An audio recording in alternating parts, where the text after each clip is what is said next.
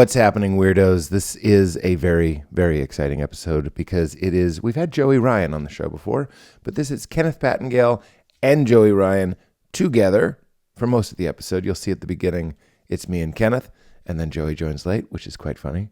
But they are the Milk Carton Kids, one of my favorite duos, but also just favorite groups of all time. Who cares if there's 2 or 5? They're incredible. You got to listen to them. The Milk Carton Kids. One of the bands I've never regretted putting on, and everybody is always like, "Who is this? I love this," or they're like, "Oh my God, you love the Milk Carton Kids?" Because they're amazing and everyone loves them. They have a new album. It's called Christmas in a Minor Key, and I'm going to say it, thank God, because we're rolling into the holidays. If you're like our house, Christmas music starts before Thanksgiving, so I'm glad we have some new ones to mix it up. Christmas in a Minor Key. We're going to listen to a track. I think it'll just set the mood, give you a sense of how incredible these people are, because not only are they hilarious and deeply interesting, but they also do this. Let's listen to What Child Is This from Christmas in a Minor Key. Not the whole song, just a taste. Here's a taste. What child is this who laid to rest on Mary's lap is sleeping, whom angels greet with anthems sweet, while shepherds watch our keeping. All right, everybody. So glad you're here. This is the Milk Carton Kids. I guess I should say I'm on the road. PeteHolmes.com. Yeah, I'll say that. PeteHolmes.com. I really want to sell out Portland because we're filming that for my next special. That's on December 20th. I believe there's tickets to the Late Show still. The night before, I'll be in Seattle. We also have my Largo here in Los Angeles on December 11th. Why am I going reverse? Indianapolis is on December 5th. And then I'm also going to be in Salt Lake City, coming back to you guys in January, and Phoenix, Arizona. So go to PeteHolmes.com for all of those. And go see the Milk Carton Kids also on the road at themilkcartonkids.com. All right, get into it. There's no harm in just walking down the driveway. I feel like he's going to be on time today because he has a child obligation. Oh, yeah. 3. On the back end of it. And he knows. Yeah. Like, I think he finally growed up. He growed it? He growed it. Because Joey was perennially late. We've been together for 15 years now. Oh. He was a late? He's so late. He's got early face. Oh. You have late face. That's weird because and you were early. We're the opposite. Yeah. Well, I know you, so I actually would consider you to be an early person. Oh, yeah. But you do have more of a laid-back vibe, and he has sort of like, he looks like he's into Shakespeare. He looks like he loves the Globe Theater and getting there very early. But see, when I see Joey, though, it doesn't look like he sought out Shakespeare. It's that somebody brought Shakespeare around, and he went, and then got interested. Wait, he was too inactive to seek it out? Definitely. Yeah. Somebody brought Shakespeare to his doorstep. And then he's the guy that goes around, have you heard about this Bill Shakespeare guy? He looks like he belongs in a billowing shirt. I'll say that. Oh, yeah. Like if I came to his, and he had like the crisscrossing black string, and it's open. Yeah. We wrote so many Joey roast jokes when he was on Crashing. I think my favorite was that he looked like a high-end Japanese sex robot.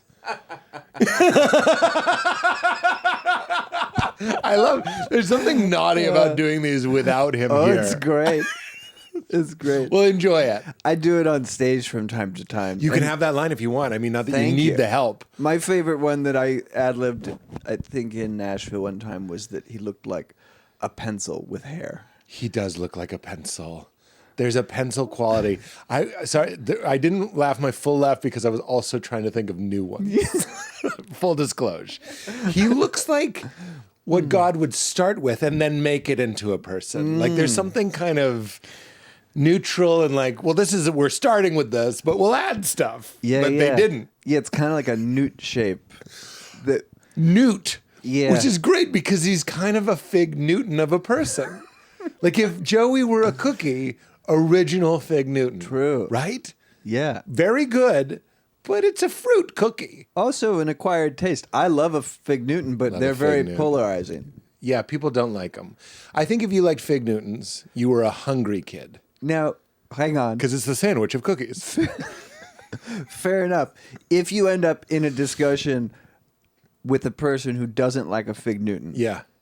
it's true that 100% of the time you're going to try to tout the health benefits of the Fig Newton as well, right? I love this. The I'm going to be bowel honest with you. benefits. Oh, the high fiber content. Yeah.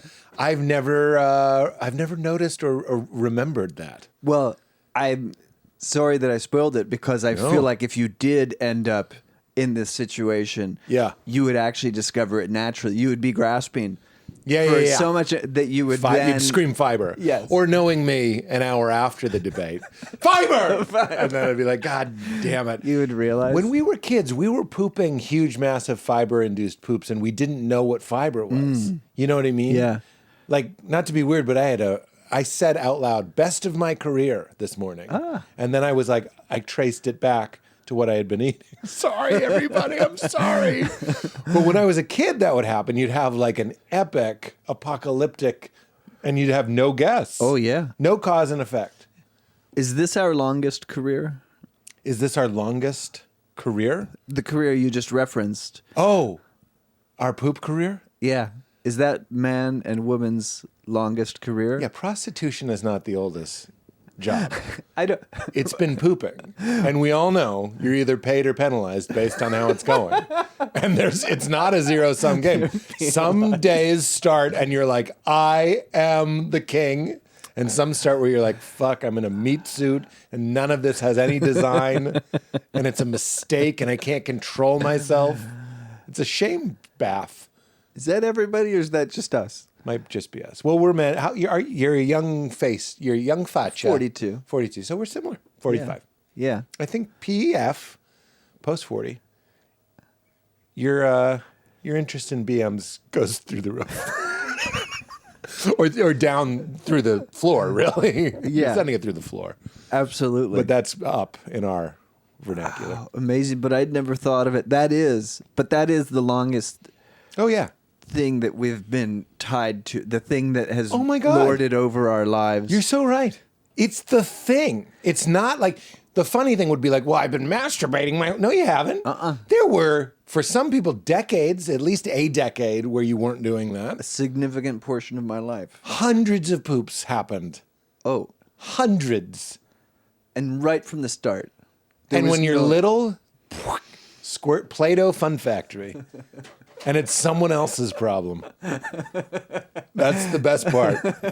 It's a consequence-free experience. Absolutely. I love that Joey's going to walk in now, it seems like, and we're just talking poops. Yes.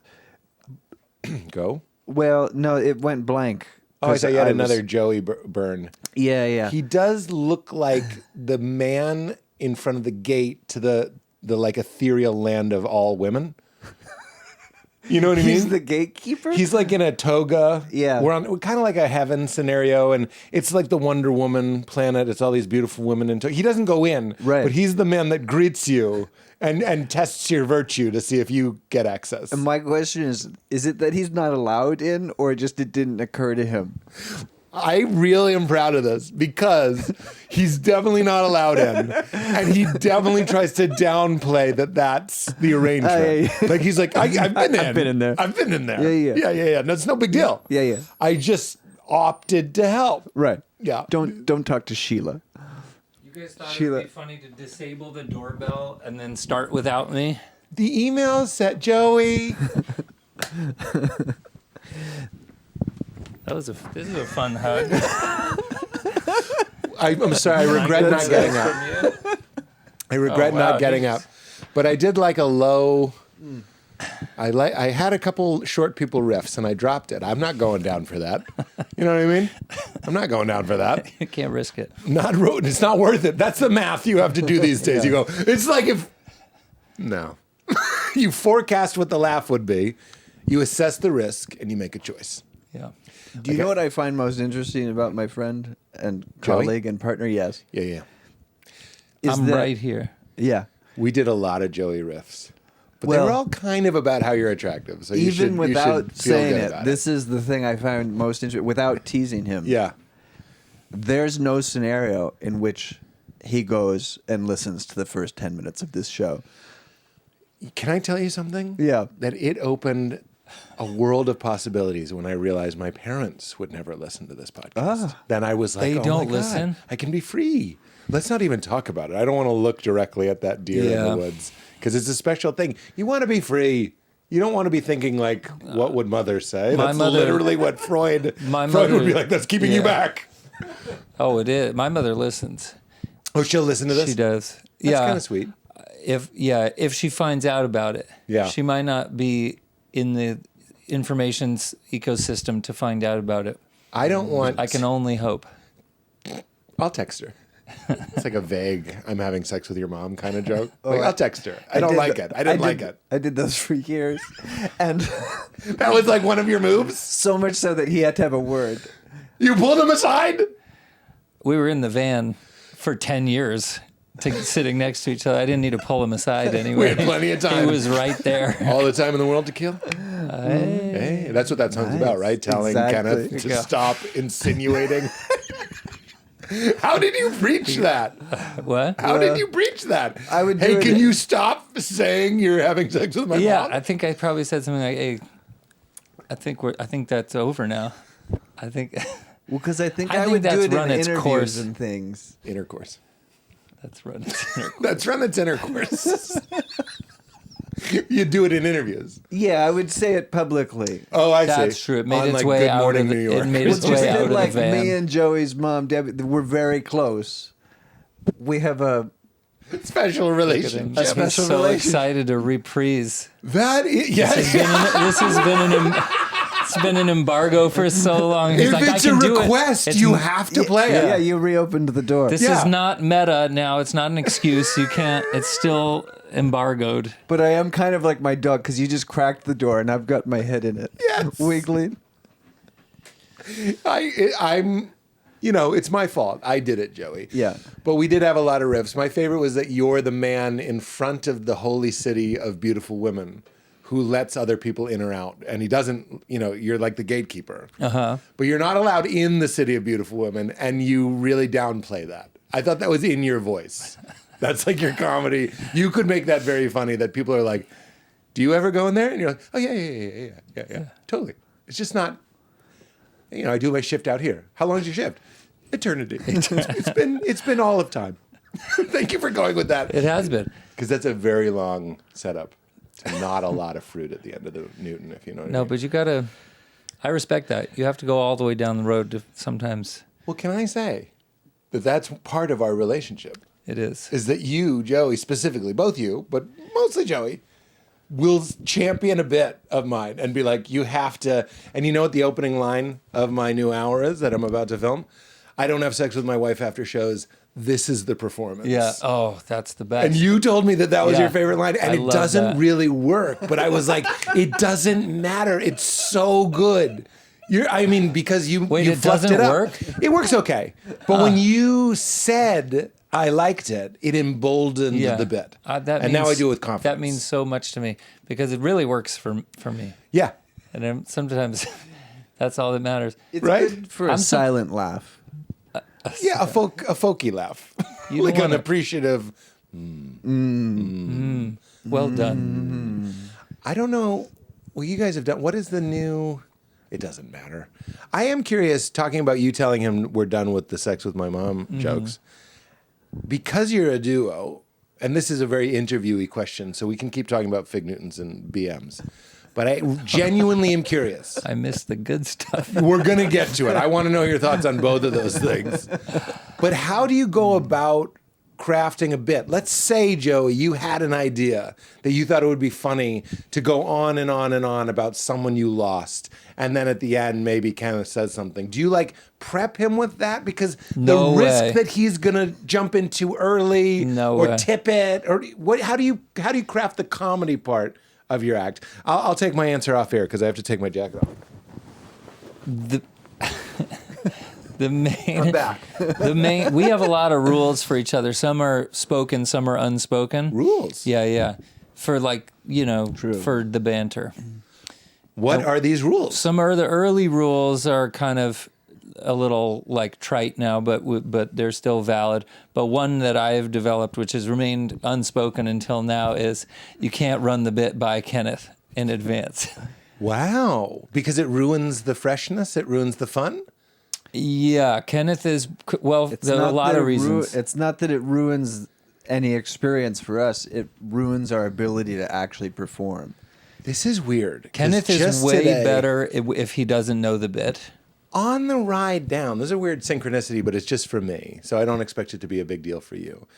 I just had an audition. I didn't have time to rehearse, and it went very well. Then I was thinking about, and I've mentioned this before, but Jackie Gleason on The Honeymooners famously said, I'm not good enough to rehearse. If I rehearse, it won't be good. And I was thinking about that type of talent that has to be outside, for lack of a better way. So I was thinking about that for like 10 minutes this morning, and you're saying that's the dynamic here? Absolutely, yeah. Which And might be... I'm worse too if I've told him in advance, because then I have some... All the beats are wrong. Yes. I have an expectation of what I want from him then if I've told him in advance. Yeah. And it's better to just go in with a little kernel and then see how it bounces off of him. Yeah. And then I'm better too. I'm going to join that by saying, specifically at Largo, because I'm usually at my happiest and I feel comfortable and there are other comedians there. If I run a bit by somebody in the green room, it's dead. Yeah. You should have run it out there. Yeah, that's why you're there. That's why you're there. Yeah. What are you doing? Yeah, it's let like them tell masturbating you. before an orgy. Just go to the orgy. Right. Oh, just a little for me. And that's why it's unholy. It curses it. It's like don't eat anything before Thanksgiving, before we're all sated. Yeah. You know what I'm saying?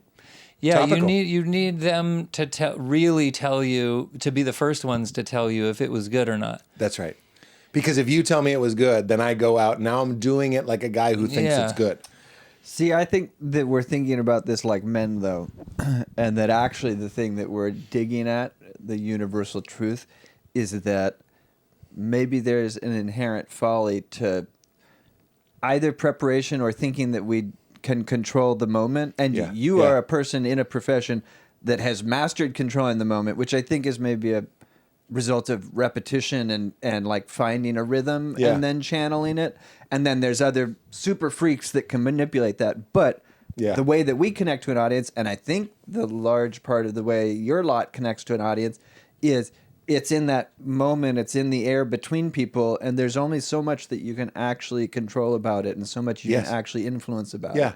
Isn't that kind of what this isn't false, but the two-ness of you guys, 100%. that manufactures a little bit of that X factor you're talking about. Absolutely. Like You Alone, the song, and literally, Kenneth, you're kind of, when I say disrupting it, I don't mean it in the bad way, but you're sort of keeping it from being just a GCD, good old time at the campfire.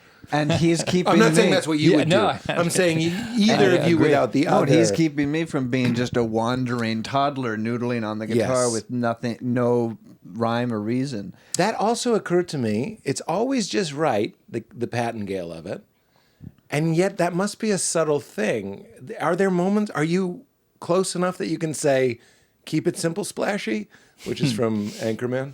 Like, can you, will it hurt your feelings if he goes, it's just, what is this? When we're recording, if we don't get something live, if he's like doing his guitar afterwards or whatever, the way that I say that is there's a lot of good ideas that you're finding in there, and I think once you decide on them, it's going to be great. That's good. Yeah, but even in that moment, he can't be direct. Just you would prefer keep it simple, splashy? In that one, yes. Because you're in the studio. Yeah. But literally time is money. And there's nobody, nobody around. TikTok. He doesn't need a bedside manner. We've been at this for But I don't mean it decade. passive aggressively. I mean that very precisely. Like, I'm listening closely, and there's a lot of really good ideas in there. And they're, once they like... It's like a sculptor, It's in there, and you just got to shave away all the excess, all the stuff that isn't obscuring it. Yeah. No, you're absolutely right, and I would actually disagree because it doesn't. Like, I edited one of my specials with a friend of mine. You edited it? Hey, if you're gonna throw our own lyrics at us, I'm gonna throw your own bits back at you. What's the bit? Wait, What? This is my favorite thing. Hold on. I'm just going to bomb this right here. Yeah. because Joey's greatest pastime in life, and it's been consistent for many, many years, is we'll be sitting in the car yet again for 8 hours driving from one place to another, and he'll go, "Hey guys, did you ever hear the one George Carlin did about?" And then he won't let anybody answer. He'll do a 5-minute just verbatim obscure comedy bit, expecting us to laugh. Which Oh no! Yeah, it's never funny because no. now it's a translation through a guy with a It's always funny. It's good for a quiet laugh. The best ones, which I respect, and I'll be careful how I say this, I respect, but usually he does his best to put it in the voice of said comedian. He'll do an impression. Never mind their gender, ethnicity. Oh, he'll do a prior. Kenneth was horrified because I can probably do, and I won't do it, but I can do most of the original Kings of Comedy DVD. No. He got really into that for a while. I would say, I just watched Earthquake on Netflix. If I were to try and get you to understand an earthquake joke, I would have to be in the ballpark of the cadence. It's not. It's true. It's not. And Mitch Hedberg, I was going to say it's not Mitch Hedberg. Mitch Hedberg too, as well. If you're quoting Mitch Hedberg, you naturally do the cadence. And every writer's room I've Seinfeld. ever been in, and this is the horror of many actors, the writers pitch the jokes as the actor. You have to. Really? Or it won't get in. Right. You have to be like, or maybe this guy, or maybe this. So you're in good company. Just not Kenneth. Yeah. No, I'm not Kenneth hates it. He doesn't hate it because you're simultaneously, I think, annoyed and impressed. Oh, I'm very impressed. I flatter myself. I love it. It transcends that even. He's that way with movies too. It's one of our other great dichotomies is that Kenneth doesn't know the words to our own songs, and I have the weird thing where if I watch a movie once, then I'll be quoting it the next day. Well, then can I ask you, with 10 out of 10 urgency, I told Kenneth that I was listening to you on Phil Rosenthal, the wonderful Phil Rosenthal's podcast, and you were talking about Inside Llewyn Davis, and he talks about the scene where he plays for the record producer, F. Murray Abraham, and then he got the line wrong. Do you remember this? It doesn't matter. You probably Oscar did that Isaac podcast years got ago. the line no, wrong? Phil. Shots fired, Philly boy. Oh, he quoted He goes, the movie. this is and he got it amazing. wrong. This is amazing line. I didn't even know that he was doing got it wrong. There's Oscar Isaac. He plays a song. no. And then at the end of the line, F. Murray Abraham goes, there's no money in that. I'm like, that's not the line. He goes, I'm not hearing a lot of money here. It's a different line. So I wouldn't have brought that up unless I thought that you also were burning with an intense Coen brothers. I might have been. I forget now. There also might be somebody listening. Katie, would you Google that line for us, please? What does F. Murray Abraham say to Oscar Isaac? Because if I'm wrong, someone's having the experience that I had listening to that podcast that listening to this one. You got to get ahead of that. Yeah, I do. No, I love that part of human nature, that there's things. The foibles? Yeah. Are those. Yeah, I don't. Foibles, that's a great that word loves for it. If you make a mistake, I was giving a talk the other night. It was like a mediating thing. And I was talking about how the root of humble and human is the same root. And it means low to the ground. It means in the soil. So it's like get low and get kind of natural and kind of get dead a little bit. Anyway, and then the other person I was talking to was like hummus. And I swear they said that. And I was like, hummus? And Val is still laughing that I thought the root of the word hummus. What's the line? I can't find the exact line. I just find a bunch of interviews with F. Murray Abraham talking about. See, but Ask this ChatGPT. This is what we need her for. But this also taps into exactly the part that delights my me, phone. is that Phil, It doesn't matter. despite misquoting the movie, he got the sentiment. He clearly He did all the math, and that's important to him. And frankly, that's probably why the scene lands and why the writing works. And it's such I actually agree firmly. Sorry to interrupt. No I worries. think great art can be summarized by a knucklehead. Very wrong, but also completely correct. I'm not calling Phil a knucklehead. I'm just saying he sort of turned it into a street joke. There's no money in that. Totally. He looks to the guy and he goes, There's no money in this. Like, that is, unfortunately, Joel and Ethan, that is the line, even if it's not the line. But that is the line. But actually, this is the funniest thing.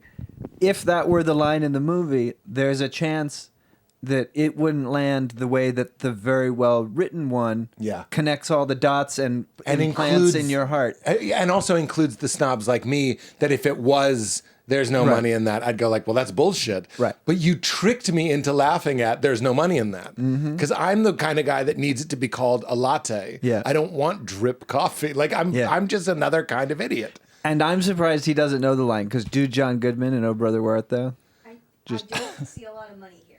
I don't see a lot of money here. I change it to I don't hear a lot of money here because I'm very literal. Yes. Thank you, Katie. I don't see a lot of money here. Yeah. And now I'm a dork in a coffee shop going like, that's so much better than there's no money in this. Well, watch this. There's no money. Go.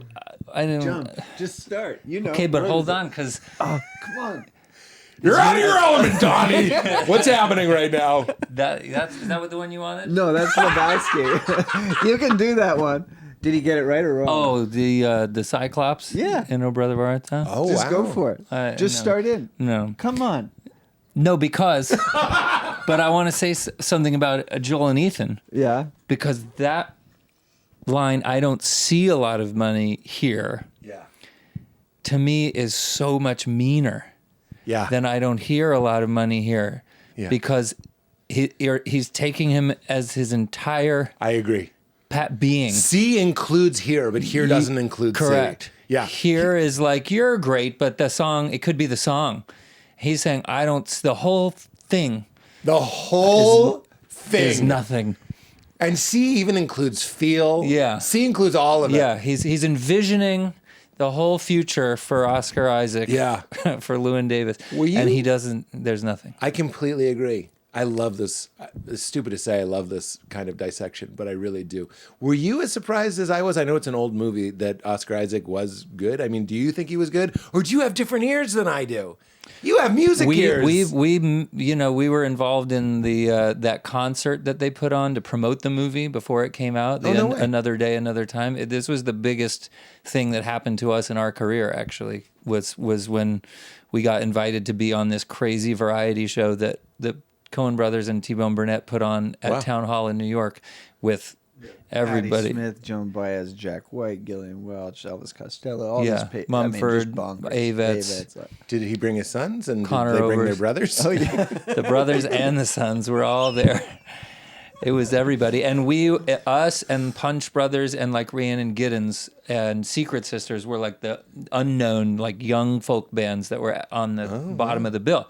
And then they made a movie. It went on Showtime. They showed it every day on Showtime. And the Coen Brothers put us in it for like 7 minutes, making jokes and playing two songs. And it like everything we did sold out after, for 3 years after that. Really? It was the biggest moment in our career. Perfect example of had we known, we would have Messed it botched up. the moment, because at some point during this insane 36 hours, somebody pulled us aside for a talking head, and we didn't take it seriously at all, and they ended up using all of it. Yeah, and it's like it's the best. Yeah, comedy gold. It's 7 minutes. Literally, all these people that flew from around the world were dying to get that much airtime in this movie. And the two guys. Yeah, there's some superstars that were cut out of it, like erased from And the you're like concert. turning from a urinal.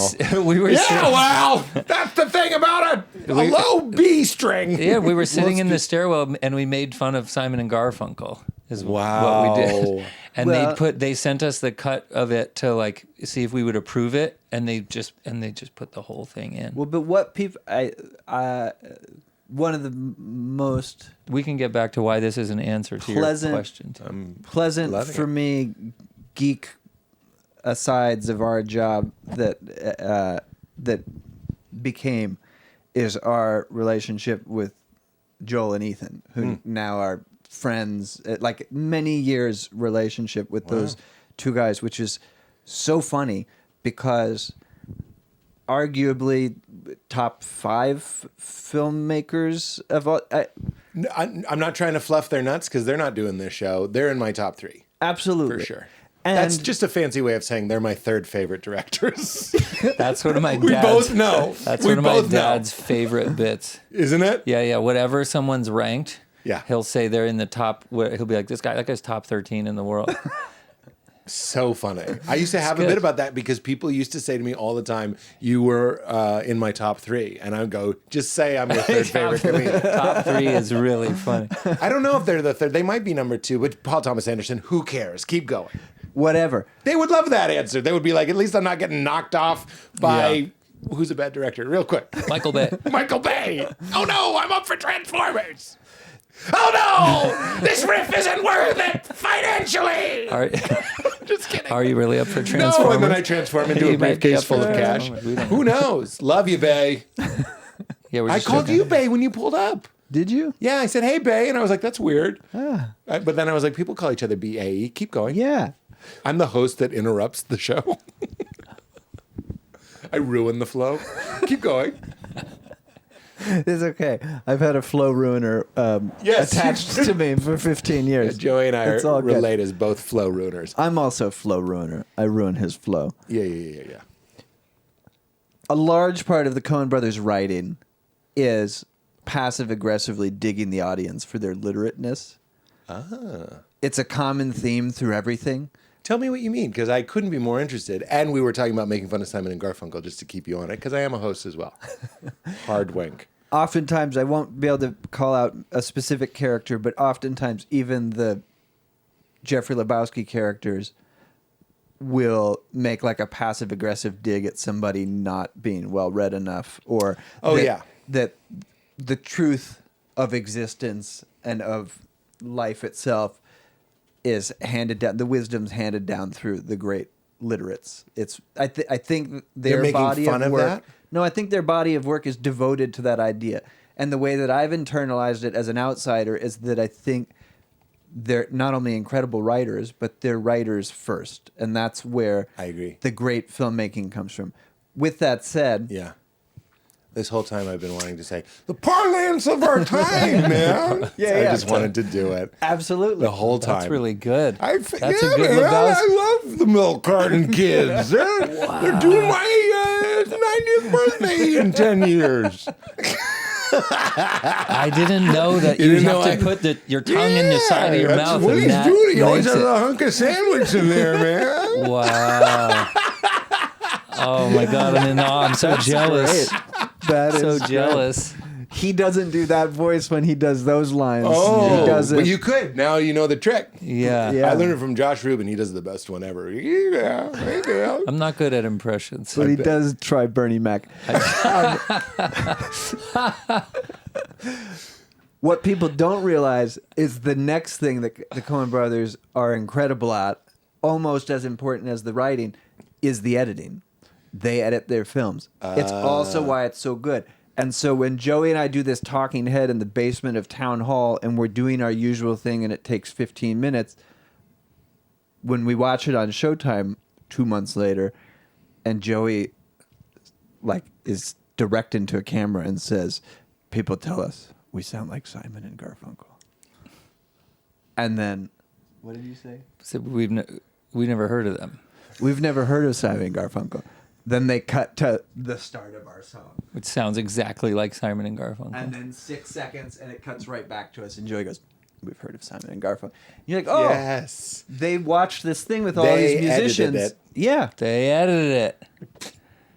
What That's is a bit. the they That's a bit edited of mine. it? Yeah. It's I a thought Pete you- Holmes that bit. up. Huh? It's Pete Holmes' bit. Pete Holmes bit. Yeah, do it. I was going to ask you, Kenneth, to guess what the bit is. If you know that the punchline is edited it, you have 70% of it. Oh, God, because I can't even. I can't Isn't it remember just how that it we starts. fucked up?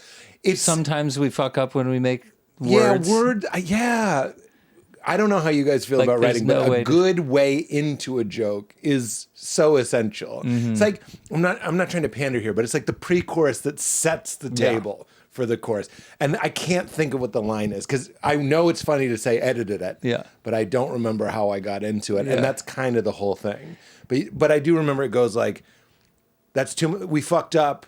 It's too many did-it-its. Yeah. It's like a handful of marbles going down a wooden staircase. Right. And I go, and words aren't just for silly times, they're for serious times too.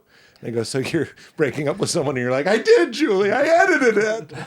I don't know who's breaking up because of a questionable edit. Right. But I edited it. And then it's mostly screaming. Did you edit it? I did. I edited it. It's just the fun. I edited it. I did. Okay, keep going. Well, so by the time we saw the movie Inside Llewyn Davis, we had already done that concert and seen Oscar Isaac do it for real. Oh wow! In rehearsals and at town hall, so we knew he was legit. Was the real deal. Oh, this is the best ending to the story because I didn't want to take Oski Eyes down a peg. No, yeah, but you asked if we were, I think, surprised to by it, but so we didn't know, like nobody really knew who he was at the time, and we hadn't seen the movie. He was just there, and we knew he was the star of the movie, and then he was this incredible. The guitar parts that he does on Green Rocky Road or whatever. He does the Dave Van Ronk version, and it's really complex and hard, and he just totally nails it. He had been a musician, and but a lot of actors had, but he's fantastic. Wow, I didn't know that. I thought we knew that he was who learned, and I didn't think he was playing the guitar. He was playing the guitar. He did do a full like T-bone boot camp to get up to speed on the specific parts. Not. But he was It sounds so good. And then I saw him in his play Sidney Burstein's Window, and he plays the banjo on Broadway live. Oh, really? Yeah. Huh. Guy can do anything. I know. And he has guy who can do anything face. Yeah. You're saying you have late face, but you're early. You have early face, but you're late. Deal with that. So anyway, I have early face, but I have kids. Kids make me late. Today, someone was supposed to pick up our kid, and then their kid was sick, so they couldn't go, so then I had to go pick up our kid. Yeah, kids are the Kramer to the world Seinfeld. You know what I mean? They complicate the story, but they make it a lot funnier. Yeah. But they're why things are getting weird. We all have Kramers. Some of us have Kramers. I don't. We decided not to have a Kramer. No Kramers. Sometimes I feel like Kenneth you did get married. Kenneth is my friend Bob Sacamano. You know my friend Bob Sacamano? Oh, he's doing it Bob now. Sacamano is Kramer's Kramer. I don't know anything about that show, but I know the cadence he takes on when he's about to do somebody else's bit. He's doing it. I see it too. Yeah. It's weird, one of the most fun public appearances we ever made was on... What was the podcast called? NPR's Wait, Don't Tell Me. No, it wasn't Wait, Don't Tell Me. Oh, Ask Me Another. This is funny because you were trying to figure it out and you're like, wait, don't tell me. It wasn't Wait, Don't Tell Me. No, it was Give Me a Second. Yeah. Give me a second, I'll think of it. It wasn't Give Me a Second, I'll think of it. It was Hold On, Kenneth, Hold On. That was the name of the show. Yeah. Was it I think I know this one. Was it that great NPR show? Oh, fuck, I forgot again. Yeah. It was Ask Me Another. Yeah. It was Ask Me. I do that one out of Idaho. And they devised the perfect game show for me and Kenneth, which was they gave me a card. No, they gave Kenneth a note card on it with like a catchphrase from Seinfeld or like a Seinfeld reference, and so he has no idea. 6 minutes. Yeah, he has no idea what like sponge-worthy means, for example. Wow. So then he has to get me in because we did this quiz show. Now you know. They handed me flashcards, and I had to get Joey to say the word on it, and I was like, "What the hell is sponge-worthy?" And everyone in the audience knows. What it means Seinfeld. when he says like this is someone who's like deserving of an absorptive pad. Yeah. And everyone just immediately cracks up because they know it's sponge-worthy, and he has no idea what he's saying. That was one of the most fun. Yeah, that was good. I love that. Appearances. So why didn't they put you in Llewyn Davis? Let's put them on blast. Yeah. You couldn't have just... Instead of, let's help out Timberlake? That's what they thought? Yeah. Instead of getting the folk duo, let's teach the pop sensation folk. And Adam Driver? I will manifest You're this practically here. Adam Driver. You're so close to Adam. You couldn't have gone outer space. You couldn't have done that? No. You couldn't have pretended to be in the army? He's a genius. Don't you think, Adam Driver? He's incredible. I do. It doesn't matter. I will manifest this now. the reason that they didn't is that they didn't know us from Adam. That's true. That's not Driver. Literally from Adam. They didn't know you Driver. from Adam Driver, man. They found out about us 6 months later from T-Bone. Well, actually, a manager that worked on the show. They were scraping the bottom of the barrel, and the guy said, "How about the Milk Carton Kids?" And we showed up and saved the day. That's where you guys are, down at the bottom. So they didn't know us, but I do happen to think that the Coens have this like 12 to 15 year cycle of things that they revisit and whatever. And there's only so many things to get obsessed with. Yeah, you're right. Mm-hmm. And I think that's going to have bluegrass. Got a time, folks coming back. That's right. Can I tell my most? It might be my most shameful story as an adult that has to do with this. Can't wait. Is that one time? So you've heard a lot about our close and personal friendship with the Coen brothers. Yeah. And that involved. There was one time I went to Joel and Francis's apartment on the Upper West Side at a small dinner party. This was back when I was drank a lot. I remember this, and they gave you their cat, and you lost it. No, it's worse than that. The other guest was Peter Dinklage. It was me and my girlfriend, Francis. Okay, now Joel. we have to say that's a synchronicity because the joke I didn't make was "I'll give you a Dinklage hug." But then I wasn't making fun of him. I was just saying like there's a height discrepancy, but that's the one that I said wasn't worth it. But now it's worth mentioning because that's weird. Yeah. Keep going. Anyway, I spent that dinner. I got a little drunk, and he was gluten free, and I spent all dinner trying to bully him into eating bread. Dinklage? Yeah. Can't bully Dinklage. I know, it was shameful. You kept telling Peter Dinklage to eat bread. To eat bread. Yeah. Like, what was your approach? Like with Fig Newtons, the fiber angle. How are you selling American treasure Peter Dinklage bread? I would like grab a piece of bread from the basket, and he was here, and I was here, and Fran was here, and I'd bite the bread. I go, "Oh, Fran, the bread's so good." Oh, no, you don't eat bread. And I'd put it down, and I just did that for a couple hours. I ran into him at a play. Alcohol is a hell of a drug. I ran into him at a play in the Village a few weeks after that in the bathroom. I was like, "Oh, Peter." And he looked at me as if we had never met. We had spent 3 hours having dinner together. Oh, so he deleted it. Yeah. That was a select all delete right there. Select all. He's going to delete the bread guy. That's Well good. deserved. Yeah, but that's good. Well deserved. Yeah. He edited it out. He edited it out. I also like that you were pretending that you saw him in the bathroom and you went, "Oh, Peter." Because Peter means ding dong, never forget. I won't. That's true. Peter means ding dong in the 70s. Oh, yeah. Oh, I've Did told you the have to story deal before. with that? But 30-second aside, in junior high, the teacher of our sex ed class, light stuff. It was probably 3rd, 4th grade. They were like, "All right, before we even talk about how babies are made, let's get it out of our system. Say all the names you know for the body parts." And we started with the women, boobies, titties, all that stuff. We get to the penis. You go, "Every name you know for the penis." They're like, "Dick, Peckerwood," all that stuff. I know. I'm sweating. I'm in a puddle of my own sweat because I know we're drawing closer to Peter. Right? I'm dying because my name is Peter. I'm the only one who knows. Your name was Peter. That's why we're talking my name is about Peter. this. That's why we're talking about That's this. why I shortened it. Shortened my cock too. What am I doing? That's an old Steve Martin joke. Anyway, I'm sitting there and I'm waiting. My heart is beating out of my chest. And he goes, "All right." This saint goes, "We got them all." Closes the book, puts him down. Nobody said Peter. Everyone leaves. They leave the class. I'm curious. I opened the book. We didn't have the book. Check the list. Peter's on the list. Wow. He made a call. Nice guy. Nice guy. What was this hero's name? Dick Testy Balls, I think. So he knew how it felt. Wow. Dick Testy Balls didn't want Some me to. people have names like that. I know Dick Testy Balls. I know a guy, Richard Hoare, Richard Hoare? goes by Dick. I mean, double down. You gotta double that. Double down on a That Dinklage dip. That's the bread. Double down on a Dick Whore. We had a drummer called Jamie Dick. He was in our band. And Jamie means I love. Oh. Jamie. True. I love Dick. Month in the bus. We never thought of that.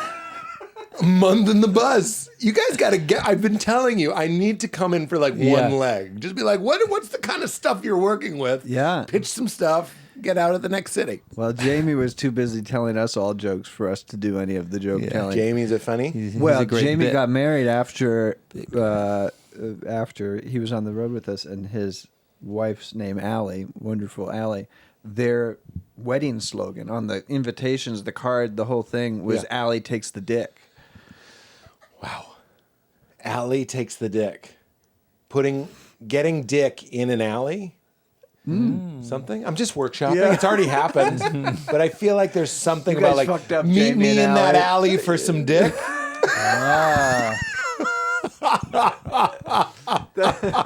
His was better. But this is why I feel like I'm better. Like, dead serious. Yeah. No, I think that's their orgy Should have invitation. been in that room. That's the orgy invitation. Yeah. We're back to second orgy ref. Yeah. Dinklage abounds, orgies abound. This episode is brought to us by our friends at ARMRA Colostrum. You guys know I am obsessed with ways to strengthen my immunity, as well as gut health, fitness, endurance, metabolism, and hair and skin radiance. I like to say this like an old 80s commercial. Imagine if there was one product that did all of that. But there is. ARMRA Colostrum has been a part of our daily routine, both me and Val, for the past 6 months or so. And I have seen such a difference, first of all, in bloating and gut, like the feeling of my body. I feel so much lighter. It's also incredible for reducing inflammation, glowing skin, reactivating hair growth, puffiness in your face and your neck, as well as stimulating stem cells to produce collagen and increase elasticity, metabolism. It's wonderful. We're going into the holidays. We're eating a lot. Ignite that metabolism, and fortify your gut health so you feel, like I said, less bloated. It also fuels your fitness, performance, and recovery. What is it? It's basically just a powder. They have flavored ones. The blood orange is my favorite. They also have unflavored, which I throw in my smoothie, and it's colostrum. It's a proprietary concentrate of bovine colostrum. That's the first nutrition you get in your life, and it is packed with so much stuff that rebuilds the barriers of your body and fuels cellular health for a host of research-backed health benefits. It's natural, it's sustainable. It almost has no flavor. The unflavored one has no flavor. Sometimes I just throw it straight into my mouth. Developed with the highest integrity, grass-fed in the United States. We've worked out a special offer for weirdos, 15% off by going to tryarmra.com/weird or enter weird at checkout to get 15% off your first order. That's tryarmra.com/weird. We're also brought to us by our friends at Alpha Brain at ONNIT. You guys know I'm obsessed with nootropics. I'm obsessed with my brain function for creativity and also just for functioning in my life. I just took 2 Alpha Brain. I love the black label. That's the one I'm trying now. It's incredible. But for the past, years and years, I've been taking Alpha Brain by ONNIT, and it is a game changer. Anytime I'm writing, anytime I'm doing this podcast, anytime I'm just driving and I want to have clear thoughts, anytime I'm going on a date, with Val, obviously, I wish I knew about it in school. Anytime I'm reading a book and I just want to retain it, it's helpful with concentration, memory, focus. It's earth-grown ingredients. It's not a stimulant. It's not like coffee. It doesn't keep you awake. In fact, taking it before bed often gives me really cool dreams. It's awesome. Anything you're doing with your brain is easier and better and clearer, more focused, more dialed in with Alpha Brain. So if you like it as much as I do, you're about to blow your own mind. Go to ONNIT, ONNIT.com/weird. You'll get 10% off everything you see on that landing page. That's ONNIT.com/weird. Support your brain, support this show. All right, back to the boys. But back to my most shameful moment I'm so sorry. that then I was in New York. I was living in Asheville. I went to New York, and Ethan knew I was in New York. We had dinner, and Can I just interject? Yes. And say I thought the Dinklage thing that's why I didn't pursue. Oh, no. It gets worse. Yeah, I mean, that was just bad human behavior. I was a dick to Peter Dinklage. No good excuse. Yeah, I knew I'm that wasn't sorry, your Peter. number one most shameful. Apologies to Dinklage. No, the most embarrassing, just on a holistic level. Not a good name to shorten. This is a more serious offense. Okay. And a humble brag. Is Ethan calls me up. He says, "When are you leaving New York?" I say, "Wednesday." He goes, "Can you leave Thursday?" I said, "Why?" He says, "I just finished a movie. I want you to come see it. Be at this screening room in wherever it was, in the Village, this time on Wednesday afternoon." And I go down. Did you say, I got a question, Milk Duds? Like some weird ask. Yeah, we can get milk duds. You get milk duds, I'll be there. Bitch. And then you hang up. No, but actually, I'm just putting this together. This is the first time after the Peter Dinklage dinner that I had seen Joel, and that had been a year or two. The Dinklage? Yeah. And I've walked been trying into to do a Game of Thrones with something with bread this whole time. This whole time. You're not even paying attention. I'm here, but Photoshop is open in the background, and all I'm doing is Game of Buns. I get why you made it weird now, because just the entire time you're trying to do jokes while people are trying to have serious conversations, and that makes it weird. There's a million ways to make it weird that I've discovered, but this is certainly my favorite. Keep going. So he says, come to the screening room. And I'm late, and I show up to the screening room in the Village, and I walk in, and there's Ethan, and there's a seat for me, and I see Joel in the back, and I still have guilt for having bullied Peter Dinklage. I wave at Joel, and I misinterpret his like serious scowl for like, oh, he hates me. And I sit down and I watch. They had just finished literally the night before editing The Ballad of Buster Scruggs, and they're showing like us a screening before the visual effects and anything. Yeah. And I sit down and I'm like, for an hour and a half, just pinching myself. Ethan Coen calls me to come watch this like early version of a Coen. Like, where am I? What is this world? And Joel Coen is apparently mad at me. Yeah, like and you're he's having a few double rows surreal. back. I got one mad at me. I got one in love with me. But so I sit there and I watch the movie, and I have a I don't know if it's an unusual brain. I have a really bad memory. I can't remember important things that happened to me. I can't remember important feelings I've had. If there's documentation of it, I can remember it. But I just Same. It's a sieve. Here's an impression of me. Like, I'll be telling a story to Joey, and then I'll go, "Oh, you were the guy next to me. Like, you were the nameless, not me guy that was next to me." That. I hate it. Oh, I do it to Val, and so she's embarrassing. I know people throw around Saint, but she never gets mad that she's like, "I was next to you when that happened," and I'm like, "It's hard. It's lonely in here sometimes. Keep going." But so I'm watching the movie, going, "This is absolutely surreal." I've been like asked into the, behind the curtain. You won't get this reference, but George into the nightclub full of ladies. Yes. Mm. The lights come up. Ethan looks at me and he goes, "What'd you think?" I go, "Oh, I really enjoyed it. It was great." And he goes, "That's it?" And I'm like, "Yeah, it was great. Like, that was awesome. I'm so happy." He wanted like a treatise. He said, "I invited you here to like give me notes on the picture. Like, is there anything that doesn't work for it? Like, whatever." And I'm like, "You watched the movie." I just went and enjoyed a movie with my friend. And you're throwing in popcorn. It's like Cape Fear. You're smoking a cigar, laughing your ass off. But no notes. But it was more than that. It's that my filmmaking hero wanted my input, and I had no input to give. Because you couldn't even, am I hearing you right? You probably couldn't even really remember it that well.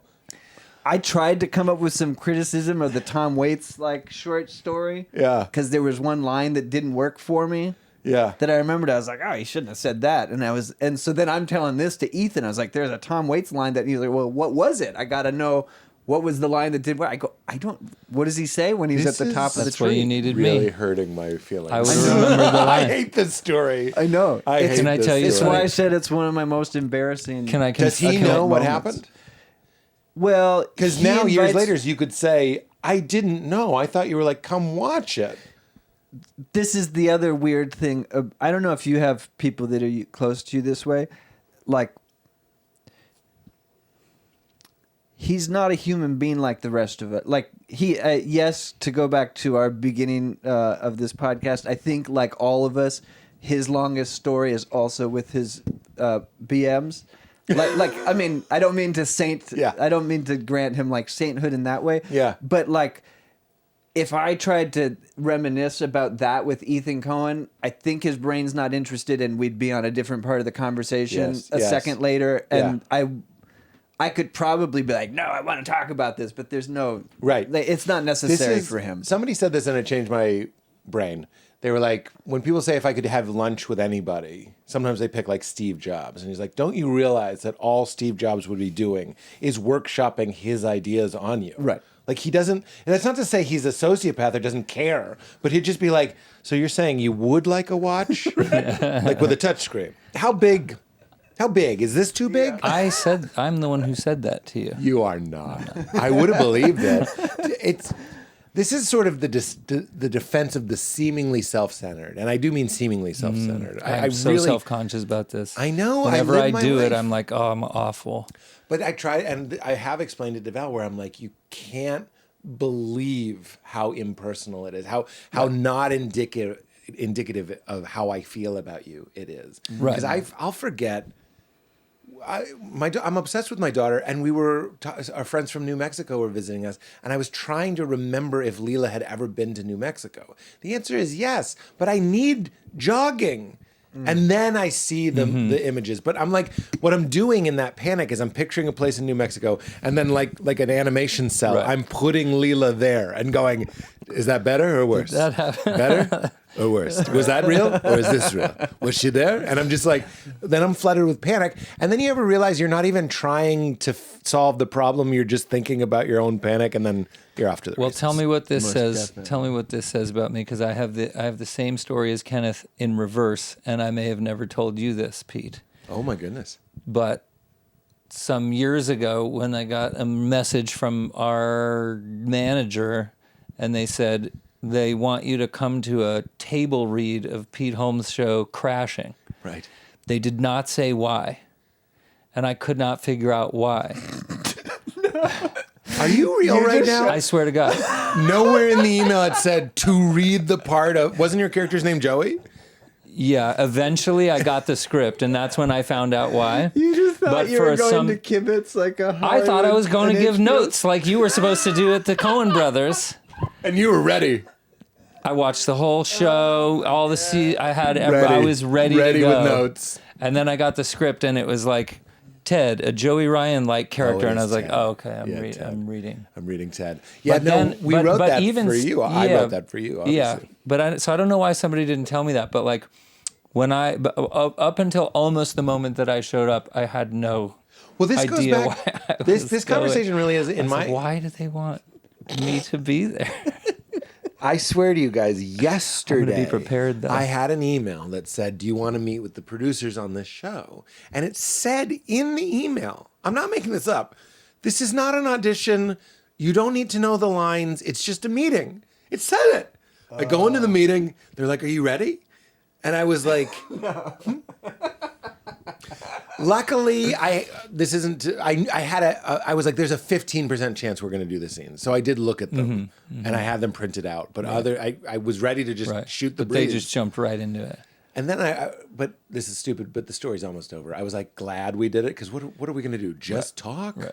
It would be like, let's hear a song, boys. Yeah. You know what I mean? Like, please, play a tune. Yeah. With that in mind, let's hear the Milk Carton. I'm just kidding. Oh, but it's so I sad. I did bring my guitar. Did you bring your guitar? I am so embarrassed. And I tried. You didn't? I tried, no. You tried? How do you try to bring a guitar? Well, no, the story is that I forgot the guitar. Oh. And I was already 12 minutes down the hill. But then I remembered there's a guy who borrowed a guitar from me whose studio is between my house and your studio. Oh. And I called him to try to pull in the chip. And he said is that an expression? Pull in the chip? No. Call in a chip? Call in a chip? No. Pull in a chip? Cash. You would cash in a chip. You cash in a chip. You pull in a fish. And pull a favor. Call in a favor. You call in a favor, you cash in a chip, and you pull up a fish. This is one of the great... No, there's a chip thing. My wife and I have been... said that's totally valid. You wanted to chip away at his patience. I called in a chip. That's what I said, right? That's what you said, but that's not a... Where's my phone? Saying. You guys chat. I do want to say... we're going to check. You texted it. You said, can I pull up your fish? I do want you to know, I almost texted you guitars, ? But then I was like... I had the Avett Brothers on my podcast, and I'll never forget it. They brought their guitars, I bet. Well, we were in their studio, and I said, do you guys want to play a song? And look, no, I'm not dragging. Excuse me. Quote, call in your I don't chips, know if they wanted end to. Quote, is an idiom that means to use your social connections or influence to gain an advantage over others. No, it's not. Call in your chip? That's AI. Did you ask AI? I was just going to say, did you ask AI? Well, I mean... I need Google. That's the new Google. It just tells you what you want to hear. Yeah, but that's an AI overview. So I you believe want it. some dummy? Look, cash in your chips.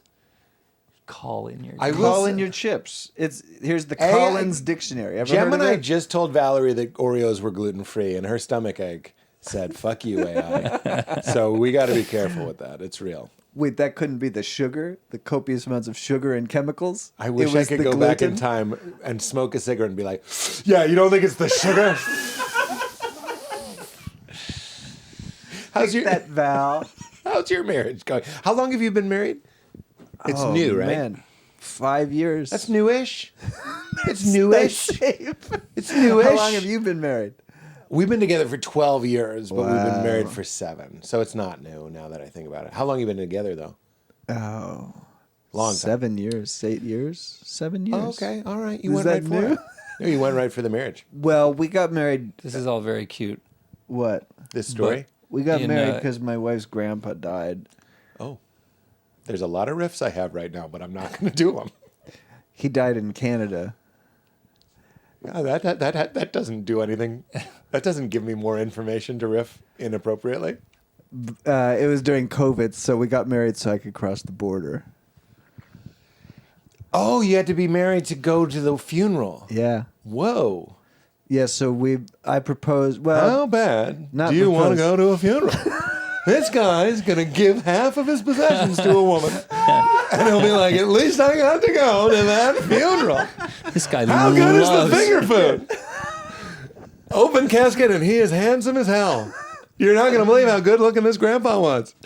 wait, is this a Seinfeld voice because it's a Seinfeld bit? Or are you it's a improvising Seinfeld- in a Seinfeld I'm voice? improvising in a Seinfeld voice. Great jokes. But it's also to distance that it's me doing it. It's like, I'm not saying this. Seinfeld thought you were giving away your life to go to a funeral. I love it though, because you did those jokes. I feel like we're in the Seinfeld vernacular. Yeah. Yeah. Seinfeld's one of my faves. You're to number Joey one. Ryan. Yeah. Well, to Yeah. do bits as. Right.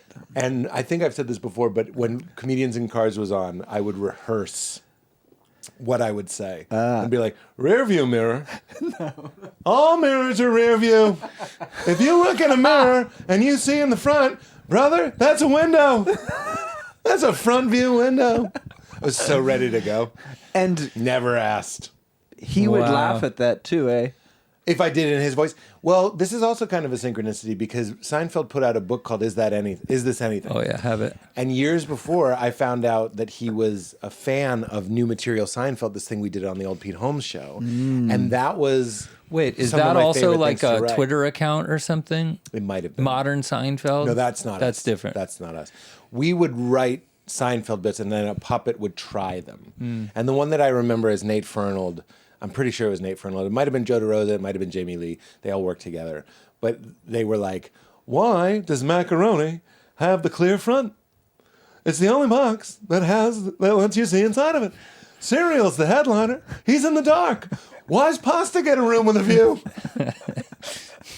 And I died. Yeah. And then Neil Brennan did a commercial with Seinfeld and said that he was talking about it and how we would do the bits and then go, is that anything? And then on the ride to this podcast, I was like, wait a minute. I think he called his book, Is This Anything? Because of New of that? Material Seinfeld. Wow. I can't confirm it. Everybody obviously. doesn't say that? That's not something everybody says? It is something everybody says, but because he pointed out that that was the Right. funniest part, which it is the funniest part, is that an insecure puppet is like, Right. is that anything? Yeah. Number 2 pencils.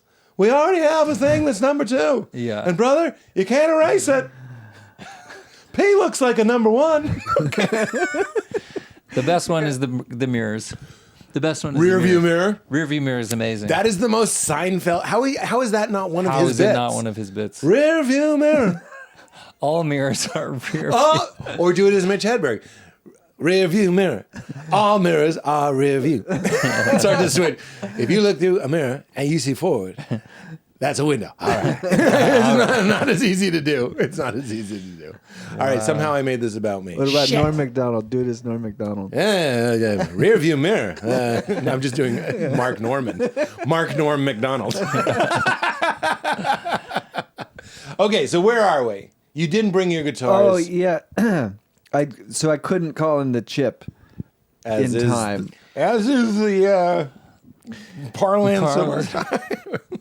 You know, and you know what that reminds? This is a complete digression. Not even a digression because we have not been in this territory. This is a complete aside. But there was this very seminal bass player in the country. Yeah, the history of country music. Okay. Doghouse bass player called Roy Husky Jr. that played the most important instrument, the bass, on some of the most important recordings that shaped American culture. Take a walk on the wild side. Probably not that, but Come as you are. yes. Just kidding. No, I know. I just figured if I said yes, we'd move on. The riff ends. Yeah. The riff ends if you say yes. Totally. Yeah. Yes. Long view. Absolutely. Anyway, the coolest story I ever heard about Roy Husky Jr. was at his funeral. All these people showed up at his funeral, and like 30 of them showed up with upright basses, which are not a small instrument. Yeah. And gave them to his wife. And as each one gave the bass to his wife realized that years before, when she told Roy Husky Jr. stop buying basses, he never stopped. He would just buy basses and give them to his friends. And so at his funeral, just people descended upon his funeral, giving back the basses that Roy Husky Jr. bought himself. And they were like, it's time to quit freebasing. Mm-hmm. She does not. Oh, she's unfazed. Oh, no, I was mugging to the camera. Oh. I was very proud of that. So they were freebasing, and they gave them back. they were freebasing, but So, I mean, this is a person like in our circles and stuff, so I don't mean to be mean or anything, but when he died, his wife just found out that he had been like deceiving her for Base deceit. for like It was all base those deceit. years. absolutely, the two things that come to mind are one, And then Why she is found this out. a good story? But then she found out. Like, that's why all the bass in debt. But then now, what I was thinking was, now she has 30 upright basses. I know, what a way to spite your wife for just saying like, cut it with the buying of the basses. Wow. Wait, you think it was to spite her? Not to spite her, but he unintentionally spat her. Yeah. Spited her. Spite was happening. Yeah. Unintentional spite. But the big No take home spite. for me No is spite. that was clearly a part of Roy Husky Jr. that could not be helped. Right. Like, because also if it were little pins or something, but like the largesse of the bass, I would make the argument that this was not like intentional spite. There was a compulsion. This guy was his entire life was defined by this instrument, and he couldn't escape It's it. buying Catcher in the Rye. Like, he had to do it. He had to do He it. had to do it. That is I really do want to know, do you have that with guitars? Yes. I was going to say, it seems like you might. It's a problem. Kenneth seems has that like with it would. guitars, but you haven't bought guitars in a while. Yeah. Well, it's funny. But our studio looks like a vintage guitar shop. Yeah. The guitars are lining the walls in two rows, one above the other.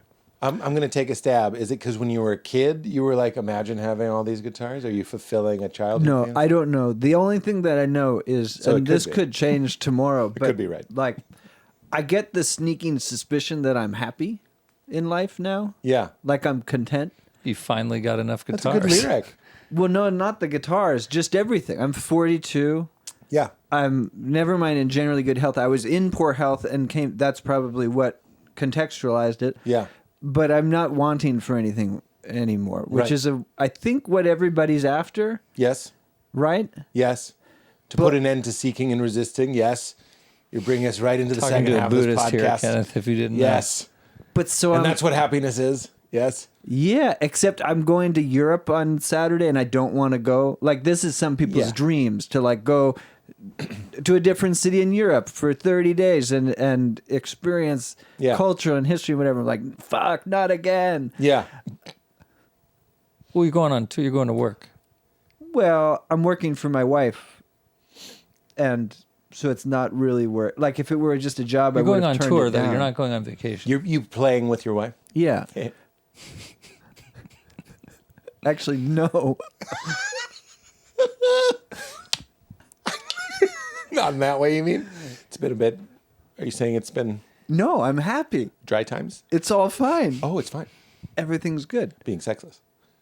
Being sexless is fine, Pete. You're a religious guy. Yeah, that's right.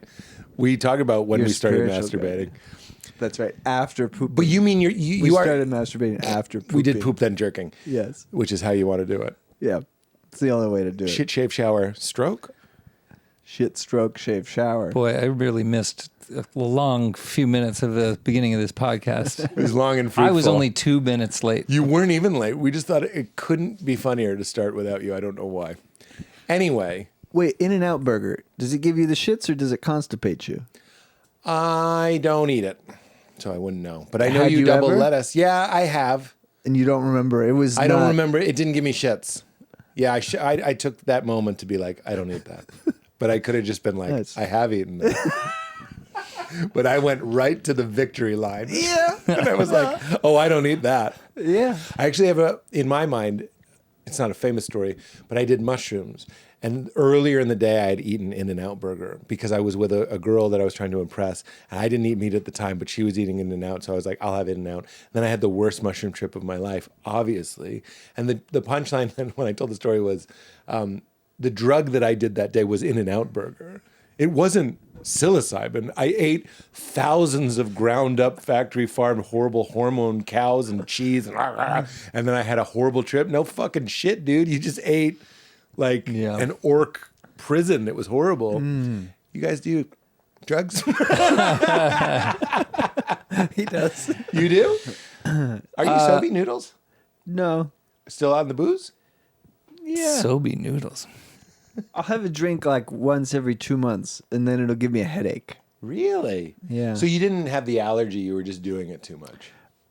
I mean, no disrespect to the people who have a disease and have the allergy. Like, You're like, I don't think that's a real thing. no, on the contrary. Not only do I think it's a real thing, I probably had it, and for some reason, I had a easier pass of giving it up than Oh, I see. other people. Yeah. Like that, there doesn't need to be a full stop for me to have entirely changed Yeah. the relationship with it. Whereas, quite literally, decades of my life were looking forward to the proverbial 5 p.m. Boozy. which sometimes was 2 p.m. or so. Like I don't have a job. I've never had a job. Right, So right. sometimes that could be 11 a.m. if you wanted, without any shame or red flags or whatever. Right. And I drank a lot for many, many years. Right. But then, well, it was like also I smoked 2 packs of cigarettes a day for 18 years. Oh, wow. But I had thyroid cancer, which was unrelated. But I went under the knife because You don't think the carbon monoxide had a say? well, no. Just because it wasn't the lung doesn't mean the body wasn't taking tolls. I was an alcoholic and a chain smoker for 2 decades, and then I had thyroid cancer, unrelated. It had to do with my lack of jogging. Too many frosted flakes. No, it was most likely genetics or radiation exposure. If you believe science, it could be the smoking and drinking. Anyway, it wasn't. But what? Where were you getting all the radiation from? Well, no, that's one of the things. Have you ever been to a thyroid cancer doctor? It's a hilariously simple job. occasion. We could all learn how to do it in about a like being a 45-minute pharmacist. seminar. You read I the think label. even easier. Really? Well, no, there's a flyer. They Why do give they you have a to be so much higher than everybody else, the pharmacists? That's a Seinfeld bit. You stay down there. I'm counting pills. Can't be down there with you people. Oh, because they have a little It platform? used to be. Yeah, yeah. That's so the 80s. I think to he me. got that taken Yeah. care of. They were like, they're onto us. Yeah. But it's the same reason why we stand when a judge comes in the room. We need theater to believe this guy knows how to lower my cholesterol. Wait, but that if you were a real smart therapist, you'd dig a trough, and Yeah. you'd hand the medicine up to the people. Yeah. You would never really get complaints. And you'd say, this is humus from the earth.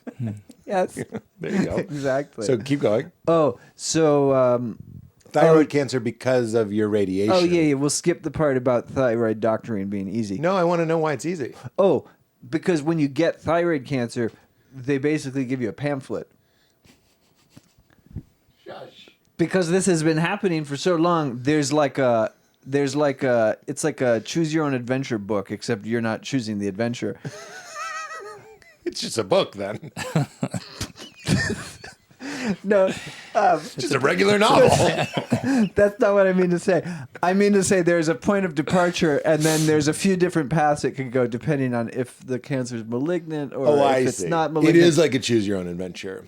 But you're not choosing. Yeah. But even in choose your own adventure, were you choosing? You're rolling the dice, and it might be a very short page if you know what I mean. Hey, and then you go back. And then you got to keep a finger in there. Anyway,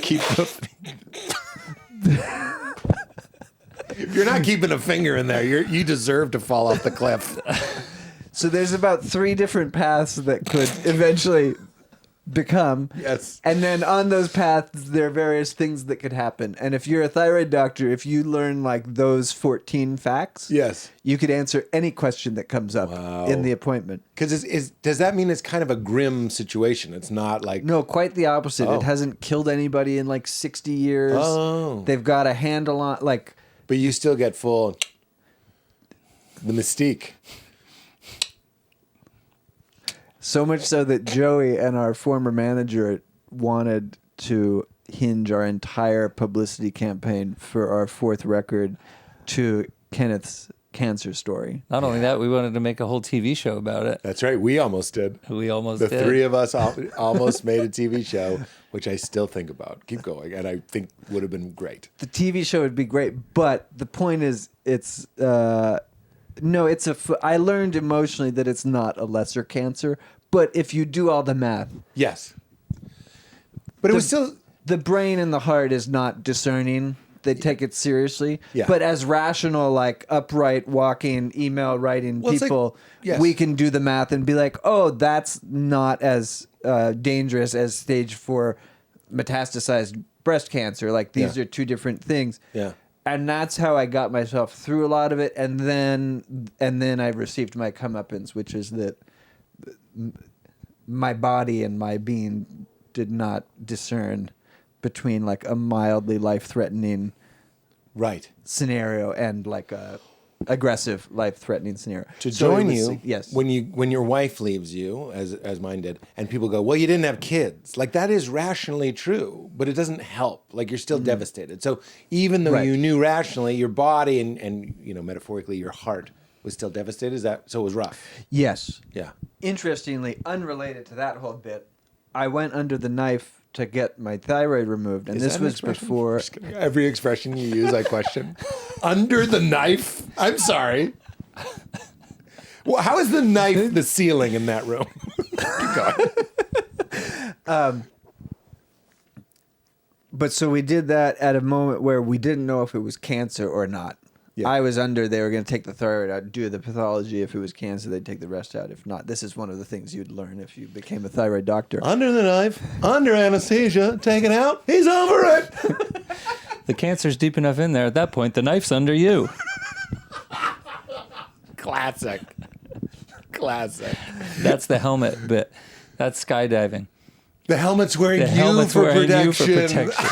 I loved it. That's I heard the music of it, but I couldn't place it. This is Seinfeld? Yeah. Wow. Why are you wearing a helmet when you're skydiving? If the chute doesn't open, the helmet's now wearing you for protection. That is That's good. common great. health and Very helmet insightful. safety protocol. Never jump out of a plane without a human strapped underneath you. That's very good. It's also in the larger helmet bit where it's like human beings, instead Yeah. of stopping their head cracking activities, developed the helmet. Tiny plastic hats. Now we can keep doing our head cracking activities. The thing I love is the idea of a brain that's the helmet laws. The helmet law. Yeah. The purpose of which is to protect a brain which is functioning so poorly, it's not even trying to protect the cracking of the head that it's in. You ended that like Tar, like the movie Tar. You're like, in the fact that it's in. It's just so beautiful. It is It's beautiful. like a symphony. Okay, so I you're getting guess my cancer story surgery. is not that interesting. I knew it. Sometimes listeners ask me what is the easiest and fastest and quickest and honestly kind of cheapest way to support our show. And I always tell them living libations, because you can get something small or you can get something big. What we did in our house, we did a complete overhaul of our medicine cabinet, our beauty cabinet, our sunblocks, our baby care, our skin care, our teeth care, our eye care, and we redid it. We got a replacement from Living Libations because they have natural, incredible, powerful, effective, but also real ingredients that you will recognize that feel great on your skin and get into your body and feel great. Unlike toxic stuff that you get in a pressurized can at 7-Eleven that's blue goo that you shouldn't be shaving with. I use their best shave ever. I'm sorry, it's called Zen Shave, and I use their best skin ever moisturizer at night. Everything on there. If you want to support the show or you want to get a gift for somebody that you know that has skin, eyes, teeth, nails, hair, or has a baby, get them something from Living Libations. It's beautifully packaged. The containers are like beautiful, like frosted glass with like wooden tops. So it's like a high-end, nice-looking gift idea, but also a gift that you can give yourself to not fill your body with chemicals that get absorbed into your skin. I'm talking about shaving. I'm talking about moisturizing. I'm talking about under eye. I'm talking about your gums. I'm talking about your teeth. Everything. They have a high-end, natural, real replacement at Living Libations because that stuff ends up in your body and that toxicity level was never intended for humans. And it's also incredibly effective. Their exfoliating scrub, the ginger exfoliating scrub is what it's called, is the most effective, badass exfoliant I've ever used in my life. So it's not like some kind of like, soft candy butt version that's natural. It's the best and it's natural. It's a wonderful gift idea, and it's a wonderful way to support your body and to support the show. Get 15% off by going to livinglibations.com/weird. That's livinglibations.com/weird for 15% off. Support your body, support the show. We're also brought to us by our friends at Magic Mind. Of course, you see us drinking it on the show. Of course, you probably see me on social media talking about it. This is how it goes. It's right here on my desk. I found Magic Mind. It blew me away. Then I reached out to partner up with them. So this is the most authentic. All of the Pete's picks are this way. They're authentic in that manner. But Magic Mind is no exception. It is nootropics, adaptogens, and caffeine from matcha tea. So it's like green tea from matcha. Adaptogens that help you feel calm and relaxed and centered and grounded, and also nootropics that help you focus and dial in. So it's like Creatorade, like Gatorade for athletes, Creatorade for creators. It is flow state in a bottle. It elevates your mood. It dials you in, gets you ready to create. I absolutely swear by it. I take it before I do stand-up. I keep it in a little travel bag. They also have gummies now, by the way, speaking of traveling. The gummies are incredible, and they're caffeine-free. So I believe you can give them to children. I believe it might be 8 or 9 years older, which is awesome. So now we have like a chemical-free way to help kids focus as well. Absolute game changer. Go to magicmind.com or magicmind.co/weird and use my discount code at checkout weird for a limited 20% off your first order. Flow state fights off procrastination, brain fog, fatigue, and some ADD symptoms. You get dialed in. It doesn't get you jacked. It gets you dialed in. Absolute game changer. You know I love it. So support it. Try. Support the show. Support your brain. Try it. Help the show. Maybe give it to a friend this holiday. magicmind.com/weird. Use weird at checkout. All right, everybody, back to the show. Back to the, what did you call it? A lesser cancer? Did you say it was not a lesser cancer? It's a lesser cancer, but his body didn't know. Right. So I was classically addicted to nicotine. Yes. I mean, in the deepest sense. And I had that surgery, and I bought a few packs of cigarettes before the surgery and stashed them away. I said, okay, I'm going to take a week and a half off, back to the smoking. And I woke up off the table and have never, since that day, have never had a craving for nicotine. Or it's like they turned a thing off in my brain. This was somebody who, I mean, he endured it for many years. I would just chain smoke. I couldn't have enough. It, like, the impulse ruled my life. Yeah. And in a moment, it was turned off. I'm not surprised. I don't understand it, but I remember there's something about trauma or like flooding the senses or like really shaking you up that is an opportunity to like rewire the brain. And the way that Tony Robbins would get people to quit smoking, which I don't think he stands by anymore, but he used to have them go into a room and smoke cigarettes. And when they lit up, he would start yelling at them. like berating them. Just and classical conditioning. Exactly. So you make this association, but at first he'd say like, why do you smoke? Right. And then be like, because it relaxes me. Oh, can you smoke one? And then so he goes, do you feel relaxed? Do you feel relaxed now? Well, not now. Yeah, exactly. And like he would make them, it was very old school. Like he'd force them to continue smoking and they really didn't want to. Yeah. So you make a new association. So you somehow, I think physiologically got some sort By the way, of quick mortality. pause. That's as bad as like, I mean, that's definitely I know what you're gonna cancelable say. behavior, right? Don't say what you were going to say. Wait, what as bad as?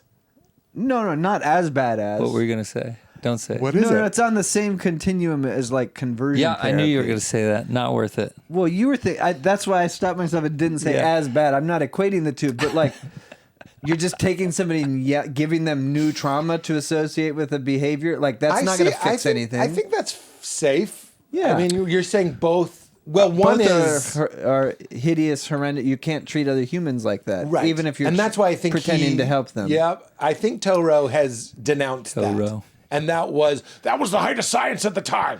Do we like Tony Robbins? Tony Robbins has changed my life, and I'm sort of not. I wouldn't say I'm off him, but What? I'll I tell don't you- know anything about Tony Robbins. Like, is really? there? Yeah, Hold what on, did he- before we get Joey up to speed. Like, is there any human The rest of the podcast is just a dry explanation of the Tony Wikipedia Robbins. of Tony Robbins? Is, Yeah, go is ahead. there any human on Earth that possesses that kind of charisma, gathers that kind of power, and is not corrupted by it? I mean, J.R.R. Tolkien, is that you? I mean, can human beings handle that much money and power? I mean, the answer seems to be in. I'm not even putting Tony on blast. I'm just saying, in general. Yeah, If that's what I someone mean. has $300 million, they're not a chill hand. I'm just saying, we started Joey and I started a songwriting camp. We go to the Catskills every summer, and we have 60 people, 60 people, small potatoes. Yeah. But we do a thing. Fingerling?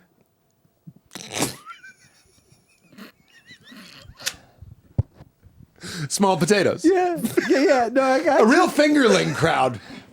It's a fingerling crowd near the Finger Lakes. And you're teaching fingering. Yes. Whoa. What if I really was blown away by that? Whoa. I start crying. So you get 60 people. We create a safe space for people who are interested in what we do to write songs, and the whole thing unfolds like a magic trick. And at the end of it, we've done nothing, but we have this Yes. power over people because they think that we're responsible for this experience that That's they just exactly That had. is not my experience of our songwriting camp at all. Well, But it could be interpreted that way. You're saying you just allowed for it to happen, and sometimes people misappropriate. Oh, you made me write a song. my that what you're point saying? is this. No, is that we're engaging earnestly in a thing. Like everybody's there for a defined experience.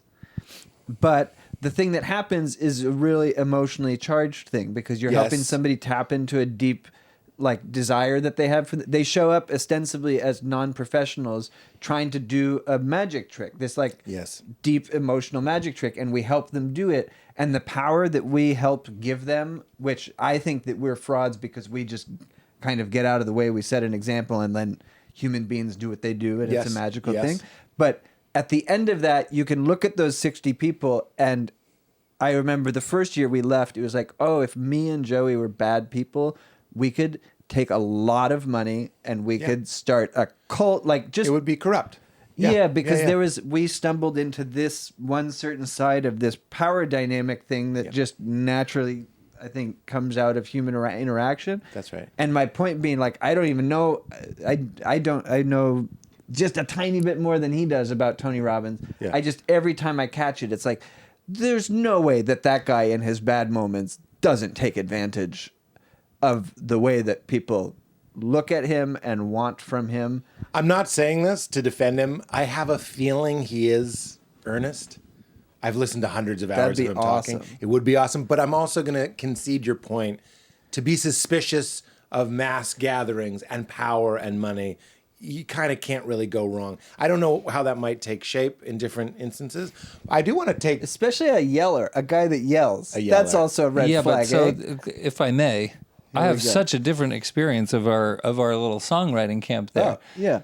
like I bet you that it's not the contradictory. things that I've seen of Tony Robbins and other like highly charismatic kind of culty leader type people with like followers is they're very sort of authoritarian and domineering in their style, and they want to take credit for the progress that they're that people have made. Now I am going to defend him. His is a little different. Very Tony to be like, I am not doing anything. I'm just pointing you to something in you. That's like the similarity I'm calling is that if on Wednesday, I didn't mean to interrupt. No, yeah. If on Wednesday at 2 p.m. at our songwriting, so good. If on Wednesday at 2 p.m. at our songwriting camp we wanted to do the fire walk, everybody would do the fire walk. See, you're not wrong. I mean, there's something going on, and I do think he's tapping into that. Go ahead, Joey. Go ahead.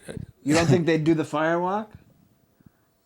No, because the point is to get the point is to help other people write a song of their own. I know, but if you know anything about the fire walk, the entire point of the fire walk is that you can do it on your own. Yeah. And that you're the person that's helping embolden them by saying, it's okay. I don't know what the fire walk. I don't know anything about Tony Robbins, and I don't know anything about the fire walk. So I feel a little out of my element. Out of my element. Would it make you feel better to walk across the coals, Katie? Light the flame. I want to say this though: the way that you guys are kind of toe rowing it, Tony Robbinsing it, is it's not just that you set an example, you play some songs, you maybe talk about them, and then get out of the way, because human beings don't transform with just that. That's the stage. But the true setting is now they're under observation. So it's a little bit like, to be fancy, the Heisenberg principle. They behave completely differently because they know you're there. It's the same phenomenon as a deadline. It's the same phenomenon if I told you guys I'm going to write a song and play it for you on Friday. Yeah. We need that pressure. I just don't feel any degree, maybe this is just more, it says more about me, but I don't feel any degree of power over, people that come to our camp or people that come to our shows or anything like that. I've never really been in sync with that. If we were bad people, we would acknowledge the power if you and were perhaps worse people, take advantage of it. Hey, Jeff Tweedy wrote a book called How to Write One Song. Guys, it's right there. How to Write Two Songs. Not only is that a great idea, but it's sort of in your tone. Yeah. That's a big book. You write a book called How to Write Two Songs. And then just go. See, mine would have been How to Write One Song Better Than Jeff Tweedy. Yeah, that's good. How to write one song, but better. Yeah. How to write one good song.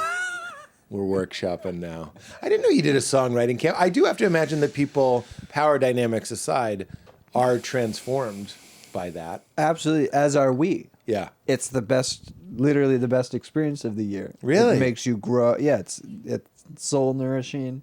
That's a phrase. It is soul nourishing, I imagine. Yeah, teaching.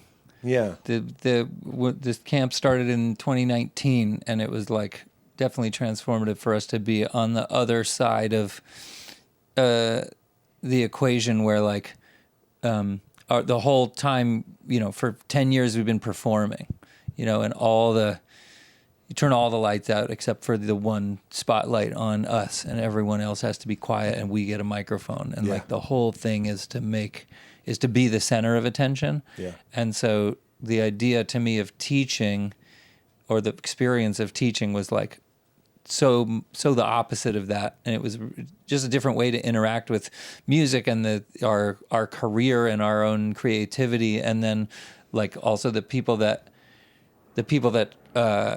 like our music, especially since we're like a small band, then they all have this weird thing in common, which is that they like this band that nobody knows about. Yes. Except the Coen brothers. Textbook Tony Robbins over here.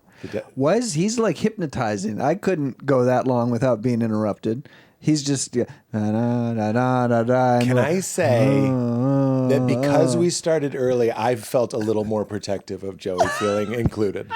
Oh, you're just letting me go? Yeah. No, I didn't feel like I was letting you go then, but I was a little bit more like sensitive to the fact that you might not feel as folded in. Very sensitive. Yeah. See the blank look on his face? It was unnecessary. Yeah, I hope so. He was He was Japanese unawares. sex robot. Yeah. Do you think that the psychedelics are doing the sort of trauma scrambling thing and giving? That's what's going on with the It could healing via psychedelics. It very well could be, yeah. Because going back to, I had a riff, by the way. Do you think maybe it was your cancer that was smoking? Because they took it out and you just... You were never a smoker. It was your thyroid cancer that was like, I do 2 packs a day, and then they got it out. But there is something, and I'll speak out both sides of my mouth. I think one of the things that's happening is an overwhelming experience wherein change can happen. Like, so you're having a psychedelic experience, which isn't just visual. It's sensually very exotic, overwhelming, and you can go in and go like, I've been so mad at my mother, I have to drop that because you're being flooded. Do you do the therapy in conjunction with the psychedelics, or are you just... I haven't yet, but I'm interested in trying that. Yeah. Because you know the difference in efficacy? What? I believe it's 20% for PTSD. It's 20% as talk therapy, and you add MDMA, which the kids, like, vermin like you would know that as ecstasy or E. Mm-hmm. Yeah? You guys know E? Sure do. Molly? You know my friend Molly? Yeah, I bet you do. Suddenly being Danny McBride, I don't know what I'm doing. If you add MDMA, it goes up to 80%. Yeah. That's insane. And there's something about the way our brain's relationship to adrenaline is linked to memory. I've said this a million times. If you're trying to remember something, they did this study where you're reading a book. Every 15 minutes, some college kids would put their arms in a bucket of ice water, and hold it there for 30 seconds and take it out. The people that did that retained... I don't want to make up a statistic, but they retained a lot more. This is why we have a hard time forgetting traumatic experiences in our life, because there's something about that state that you hit save more. So there's something going on about the spotlight of intense experience that gives the brain an opportunity to change similar itself. Theory about paranormal activity. Is that right? Yeah. If only you were on a podcast that absolutely loves stuff like that. Know that often ghostly apparitions are a physical representation that we're able to perceive of a place that has a lot of energetic trauma. Like a trauma will have happened there, and it actually physically changed The space. the makeup of the universe in that tiny little place. Yeah, in yeah. a way that we could perceive sometimes. I'll say, as someone who just visited my parents, spaces beholden memories, guys. Yes. It's fuck ghosts. Because I'll just say I haven't had experience with a ghost, but I have walked into a house and been like, Jesus, it's in the walls. Well, it's like, who's the person that's came up with, if these walls could talk? Yeah, yeah. Idiot. Is that an expression? They definitely can talk. Idiot. Idiot. What an idiot that person was. Have you ever seen a ghost? I ask everybody, so it's not just off of that I did. question. I saw a ghost once. Where? Well, it was up Was it in a behind- banjo shop? Because that seems like ground zero. Banjo seems like an invoking instrument. There's something unholy, especially if it's a little out of tune. You know what I mean? Yeah, absolutely. Definitely. Yeah. Okay, keep going. Well, I can't start our banjo song without our stage bit about the banjo songs, which are that it's impossible to write a song on the banjo where nobody dies in the song. It's fantastic. And then you start the song and it just sounds like Yes. somebody will die. It Well, does. tell It him about when you sounds- started writing it. Hmm? Tell him when you started writing that song. I was trying to tee him up for the top When of did the I say- bit. Was he says I started writing my first song on the banjo. Oh, And it right. was The bit. Right. Real professional. The bit is... Any Seinfeld bit, though, Yeah. he's ready to go. ready. He's picking them up like grounders on game 6. You started writing the bit? No, it's that this song wasn't. This song was supposed to be a love song. I got to the third verse. I said, "Holy shit! I think this person's gonna die." Imagine how much funnier that would have been if he Seamless. made you believe that he was just saying that off the cuff. No. I did like it. no. As a craftsman, Yeah. you know what I mean? I can see the I next. like bits being bits. Let the bed be a Let bed. the Comedy president. I Ask say not. everyone gets a 30-second light. Not half price on the chicken wings, full price off, free. Full price off. Price on. Okay, ghosts. JFK's policing the. Okay. Yeah. Cool. Yeah. Why not? Why do comedy? People say it's too hard to do stand-up. I say we do it because it is hard. We will put a man on the Comedy Store stage. And hopefully a woman. And hopefully a woman. Has there been a lady on the moon? On the moon? Yeah. Good That's question. sad. Good question. We don't. All I see Not is that the many moon. people on the moon. Only a few people. They A stopped. handful Well, many have gone close, but only a few have gone down. landed. Yeah. And That's they, disappointing to go all that way. yeah. It's like driving by your mom's house. Just pop in. You're there. I don't think they went to the moon that many But times also they let a without monkey landing. do it. Yeah, Monkey got to do it, and he doesn't even know what happened. No. He was No. like, I was in the place with the bananas, and then I was in a place with no bananas, and now I seem to be back with the bananas. Everyone's real happy about where I went, but all I remember was no bananas. Never mind the zero gravity. Yeah, he didn't notice that. No. He was just like, are there bananas in the floating place? Where are the bananas? These are hot revs. I feel like Mulaney could run with that. What were we saying, though? Have there been any ladies on the moon? No, but there's been 6. Hold on. In space, yes, but 6 crude-ish like missions. 6 crewed missions. to the moon. Yeah. How many landed on, I like thought you walked meant on the moon? crude. That's what I mean. Oh, CREWED. But not Yeah. all. Women on the moon, but 6 crude landings on the moon. And one extra refined mission to the moon. crude One landing. crash landing. So the crash landing. Imagine going up and just looking at the moon. You fucking dork. Did you ever watch, like, my wife Get out of the never... plane. That was it. It's the kid that stays in the car with his Game Boy when Yeah, you're at but the they St. had Louis to. Arch. They had to. I know. There's at least one person on every one of those that went but all they the way knew there that and that didn't was- get out. They knew that was their I know job. they Oh, knew they it was their stay. job. Yeah, the third guy in the main one with Armstrong and Oh, Aldrin. There's yeah. another guy. You don't even know his name. I know. That's like Moses funny. never getting to the land of milk right. and honey. That's the true. way it goes. He That's only what got the to old- see it. He only got to But see it. Moses See, you and I still can went down reference in history. Seinfeld and the Old Testament. Moses got his stories. Most people think Moses got in. It's a Bible fun fact to be like, Wow. Moses never got in. And Moses killed a guy. A lot of murderers in the Bible. Famous murderers. And who do you impress with that? That's like... Yeah. Somebody- No, I actually hear what you're saying. It does sound only like you're laughing 'cause fucking with it's- me. it's whom. But you're not. Whom do you impress with that? Right. Yeah. Whom do you impress with? No, because like probably Yeah, it's yeah. just somebody who's between 12 and 13 and like at a specific point in their Bible I disagree. learning knowledge, right? I keep those BFFs, Bible fun facts, at the, like, you know how rock climbers have that open bag of talc? Yeah. I keep it in an open bag of talc in case I'm ever in a discussion with a fervently religious person Right. who wants to say, like, why should we go to that church? He had an affair. And I'd say, well, why did we listen to Paul? He was a murderer. Right. That's pretty good. Oh, that's good. Yeah. Right? But when You're my like pastor had an President affair, Bartlett. the church went away. President Bartlett. I can't believe you said that because that scene means so much to me. It's I West hate Wing. that show. I mean, season 1, Sorkin season. I know, but isn't that the epitome of American exceptionalism? That's like the face of it.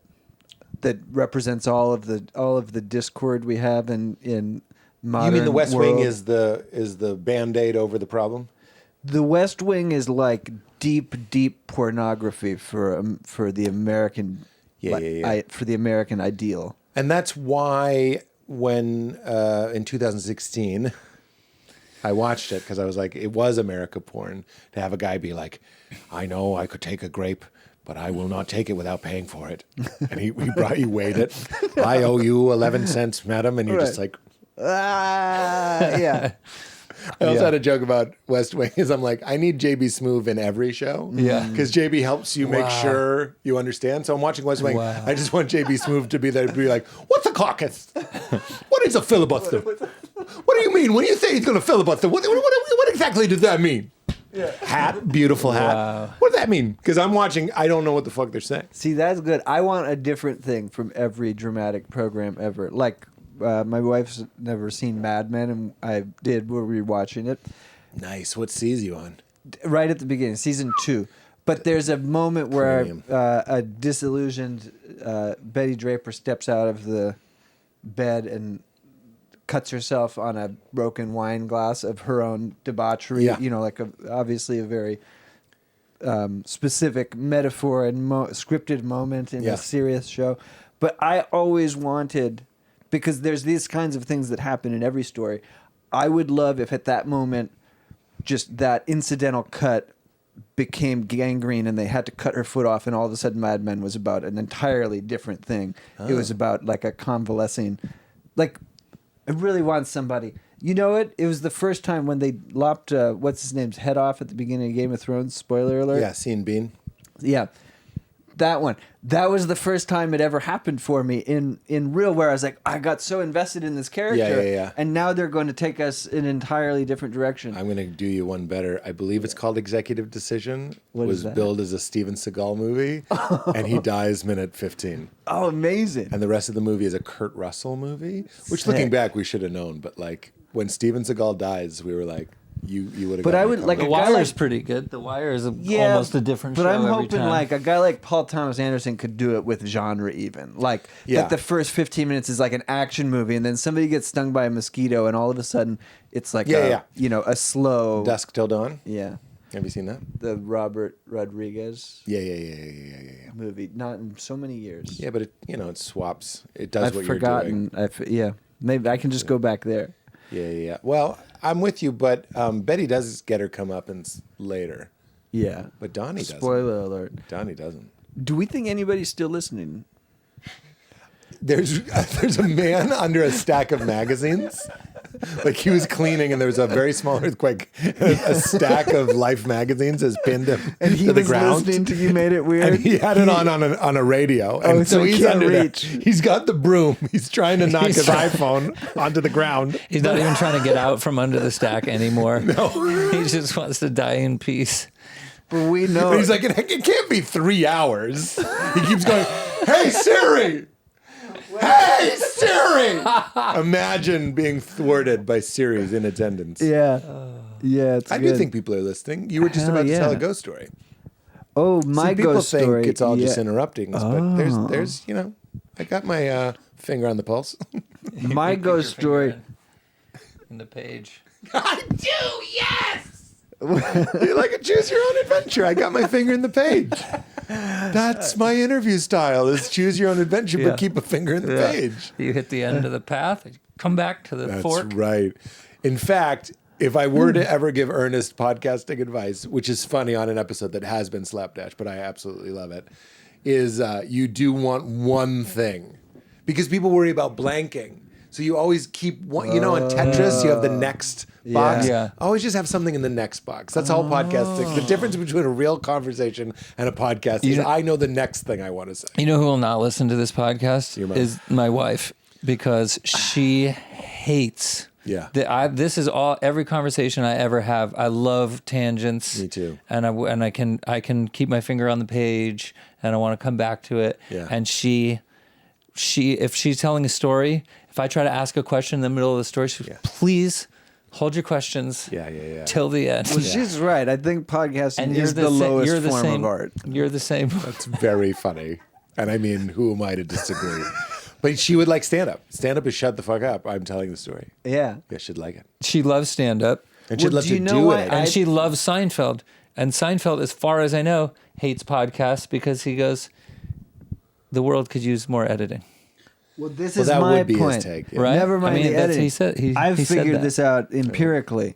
I don't know. Shots fired, Jerry. And Joey and I are on the right side of history here. Filmmaking, among one of the highest forms of art, as far as I can tell. Painting, even more. Let me tell you why. People will dedicate years of their life, spend their hard-earned time to making 90 minutes count. Yes. And we just wasted more of your time without giving it any more than just real-time thought. But that's like saying every meal has to be a 5-star Michelin restaurant.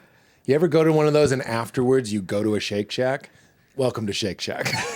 But you don't have to eat podcasts to stay alive. You do have to listen to podcasts to simulate community. No, I mean we're right back where we started when you asked us if we talk about the bit, if we write the bit. Yeah. Because we don't talk about the bit, but that's to get the bit off the ground. That's to get it going. But it does then eventually coalesce into Yes. oftentimes into a highly scripted, word for word, beat for beat, extended bit, which will deliver night after night. Yeah. Now, we have never written something like that in advance, but we have those. And so the podcast is improvisational. I just want to interrupt to prove to Kenneth that I do interrupt you. Okay. Great. There was a time where Joey started to try to write those. And it was, because I'd show up, it'd be, at the time I lived in New York and in Nashville, it'd be a little while since we'd seen each other. And then I'd see him all of a sudden 3 times in 3 days. And he'd kept trying to have this one conversation. And then I'd be like, oh, he's trying to get something going. But it's like it's like a stupid self-referential reflexive sign. Like he'd start asking a Seinfeld question. Yeah. In Why earnest. is And it I'd be like, they always tell you when the Uber's coming to get you. Yeah. But after it drops you off, no more updates. Where'd that guy go? That's not bad. For like under the gun, in between song worthy, you didn't have one on deck, Pete. I didn't have one on deck for that, but I got 2 on where we're going. Where are we going? Oh, yeah, ghost.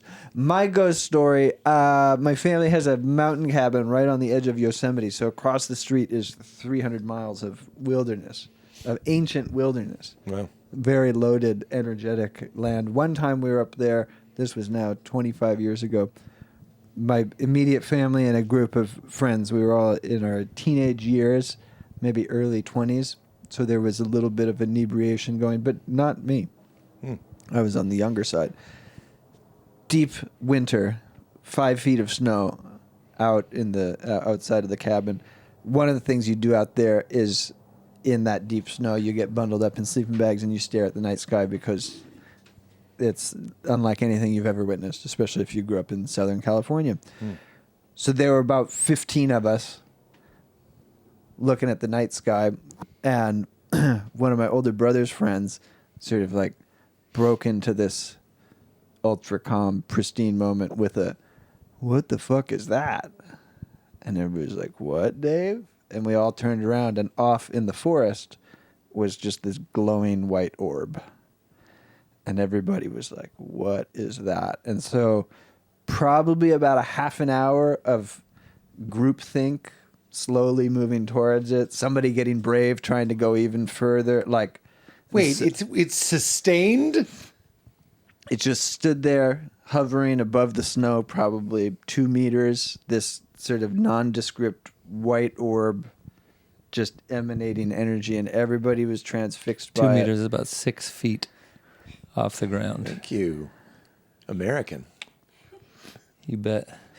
And nobody could really dissect it, to the point where when we all decided to go inside, somebody had the idea that everybody like render their own artistic version of the thing. So somewhere in our mountain cabin, there's a stack of like 20 different versions, first-person accounts of this orb that we saw.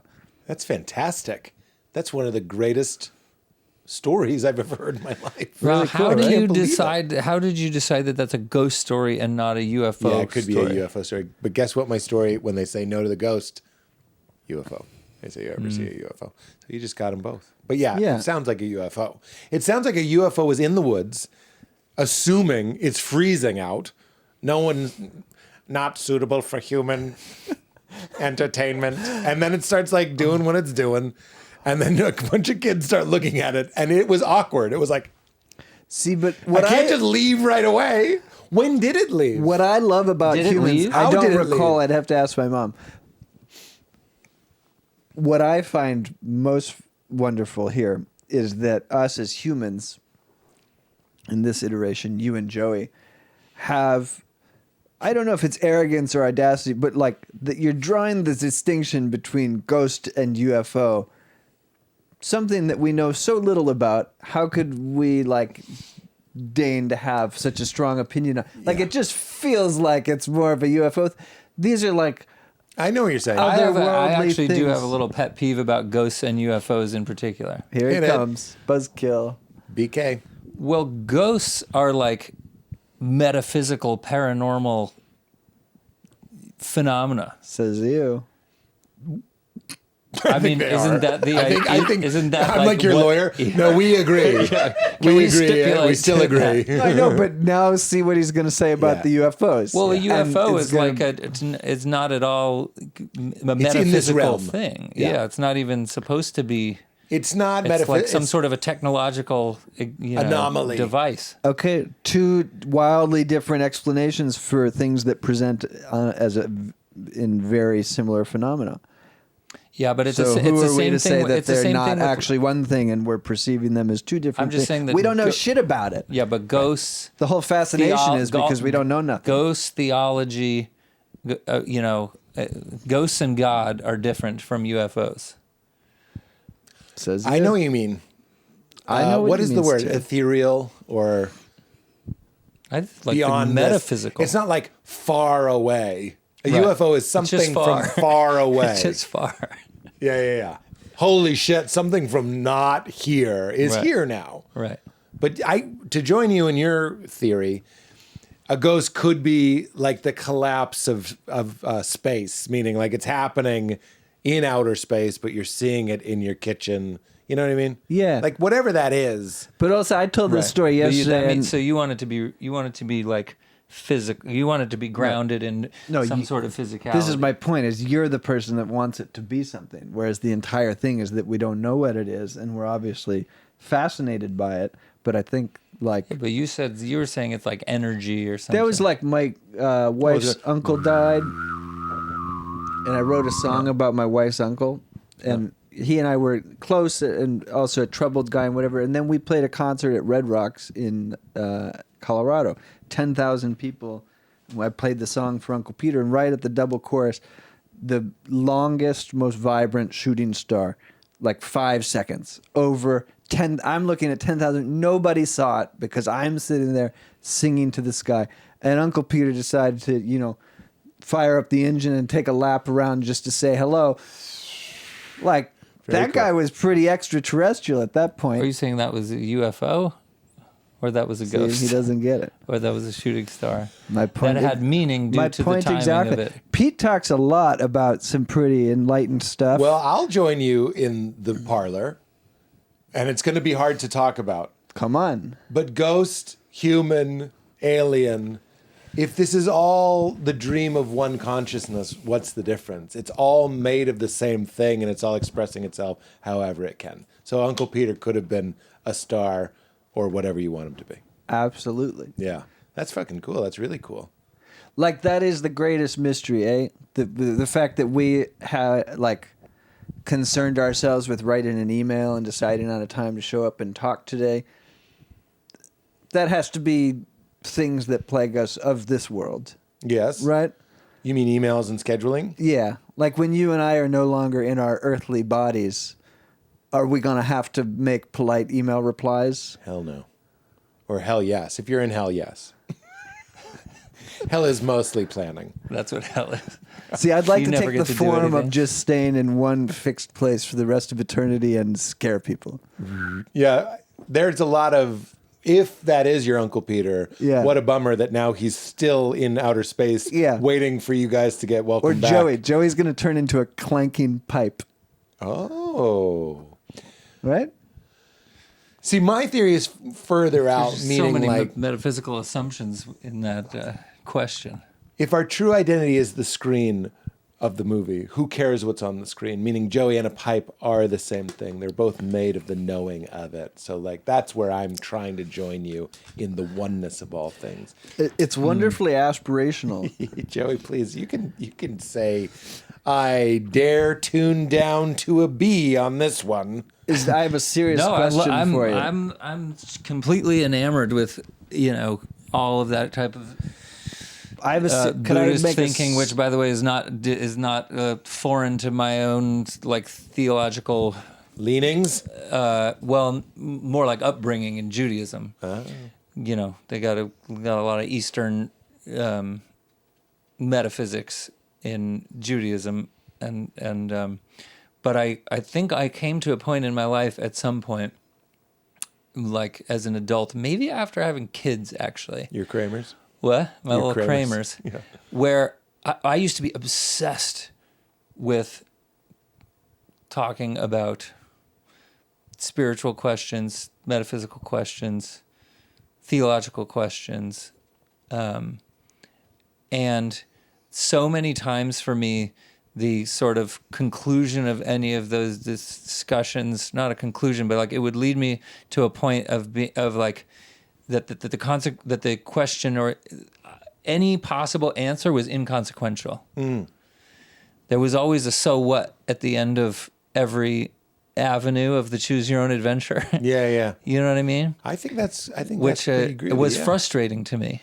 Oh, I got interesting. frustrated by that.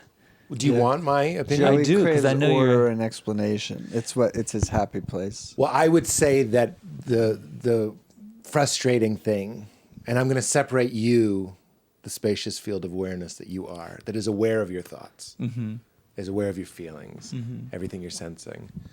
So that's spaciousness being your true self, and then your mind being an aspect of that. But you are not your thoughts. That's something you observe. They appear in your consciousness. So you are the consciousness, thoughts appear in it. The frustrating thing is we live long enough that we start to confuse our identity with our thoughts and our feelings, our relationships, even though all of those things, to use that word again, are ethereal. So, but we want, as egos, as separate selves, to bring that illusory collection, that mosaic of Joey Ryan that doesn't really exist. We want to bring him to ultimate truth. When really what you are, the spacious field of awareness, is ultimate truth. But the mind isn't invited to the party. Jesus would say, you're kicked out of the wedding feast because you're wearing the wrong clothes. So you can't know it, you can be it. I've made this point a million times.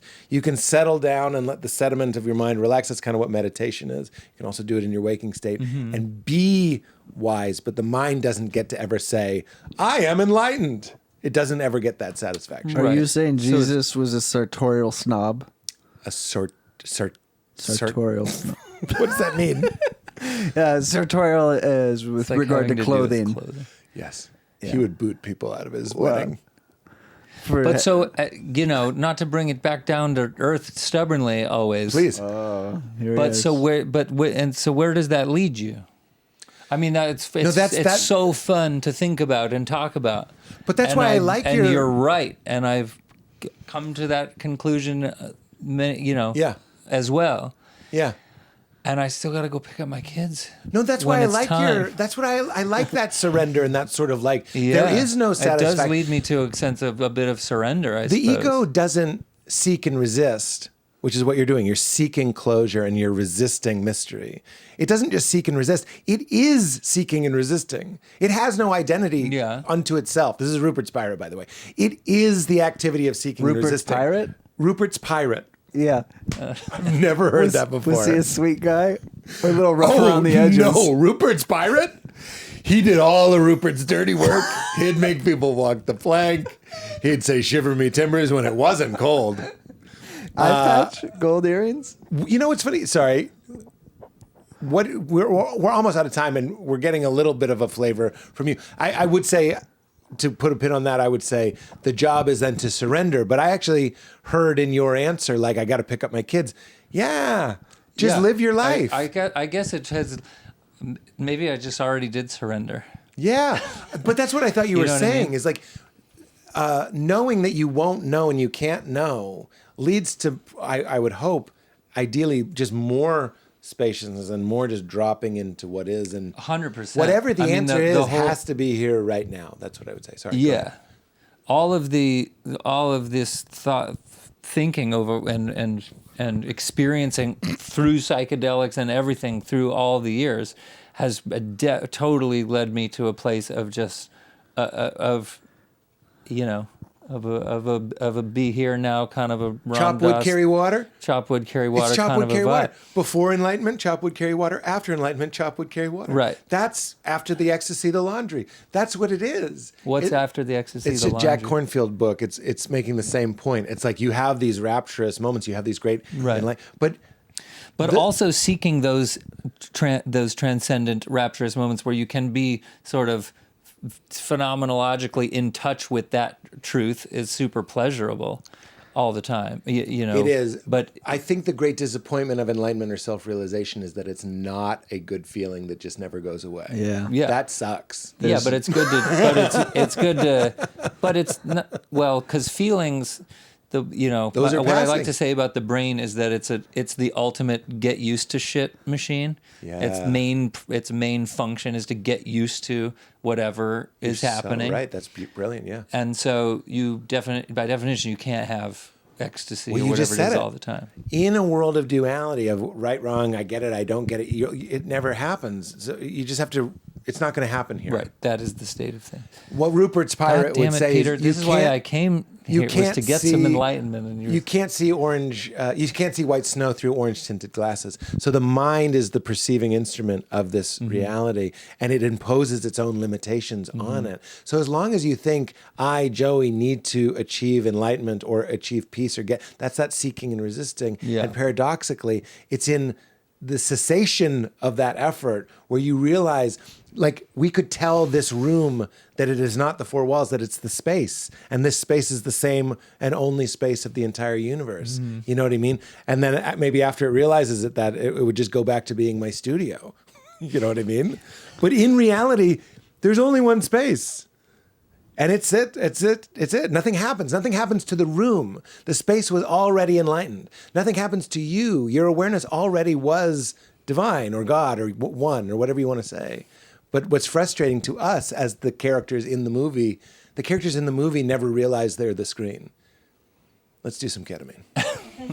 Kenneth, you go, please. We only have hysterically 7 minutes for you to give us your thoughts on the meaning of life. And Joey, I could talk to you. So much of this for me comes from drugs. Yes. Well, ketamine is a great way to... Really? You've never had a good experience? No. I love that you're Not dipping with into ketamine. Kenneth's time. Sorry. No. I love it. Because it's sort of a restoration of the justice of us starting without you. So That's true. Feel free. But yeah, Kenneth, now you have 6 minutes. I already said it earlier. Yeah. I'm pretty happy, Yeah. and that's as deep as I'm interested in going. Yeah. Great. I could expound on that, but I love it and I won't touch it. So, Joey, you now have 6 minutes. Oh, This is like the presidential debate. Oh, Who won, by the way? Don't give him 6 minutes. who won what? Who won the election? Oh, Biden. Biden won. No way! Everybody stopped He came picking back. on him. Yeah, he's still there. He's still there, and he's just And gonna nobody- That is a funny thing that I haven't heard any, like every now and then I remember, like, this whole time he's been the president. Oh yeah, but they stopped talking You do about him or forget. picking on him. You do forget. And the joke would be, sometimes he forgets. That's the old joke, the standard joke. I got the text that was like, congratulations, your mail-in ballot was counted, and here's your reference number. And I wanted to reply, who won? Who won? Did it go my way? You can read it. Did it go my way? That's good. You're trying to entertain a robot. I know. Well, they need love too, and they visit us sometimes in the woods. No, sometimes Yeah. those texts are from people. Yeah, that's true. They are. I think that's true. They are. Sometimes Joey they're. really Sometimes wants to believe that. I mean, In closing, how would you ever sing Michigan's Up My Butthole Now? Would you sing that as earnestly as you sing it? And could you? I'm not even really asking you to do it. Well, But do you think you could? yeah. We have a pretty standard band response to that. You've gotten this question before. Variations of it. Really? Yeah. Like a parody version of it? we Well, did a parody the question version. is just For, how you know much. Greg Hess and Holly Laurent, they have their podcast Mega. Oh yeah, we did that one for free, but we recorded it in Simlish for thousands of dollars. Oh yeah, that's true. Simlish? Yeah. What's Yeah. that? You know the Oh, the Sims language. yeah. Wait, are you in the game? Yeah, we're singing Michigan. Well, Michigan is like one of the songs that plays when you're playing Sims. When you practice guitar or when you listen to the radio? It's got to be the I radio. have no idea. I'm unfamiliar with the game, I am familiar enough. so I for don't all know three that of you us. do things in the game My like that. social meter is through the roof from this chat, but my hunger and bladder are getting lower and lower. Yeah. I've got a ham sandwich. You want one? I am a ham sandwich. I've winked at you a lot today, Joey, and I'm Oh, sorry. really? I felt Yeah, I've been throwing you honestly a lot of like winks. Kenneth was the recipient of more winks. Wow. I don't think I winked at You're Kenneth jealous once. of Just the- another of a way wink that That's I a Joel have been Cohen slighted. moment. You thought I was mad at you, like Joel Cohen style. All right, here it is. Michigan for the game The Sims. Yeah. I can't wait for that. It's a long intro. No, it sounds exactly like the master. Well, It in the is the- song, it is the by master. modern standards, it's too long. No, we cut everything. Wait, this is Taylor's version? You just re-recorded it? We had to. Contractual obligation. Oh, yeah. They own those sounds. Yeah.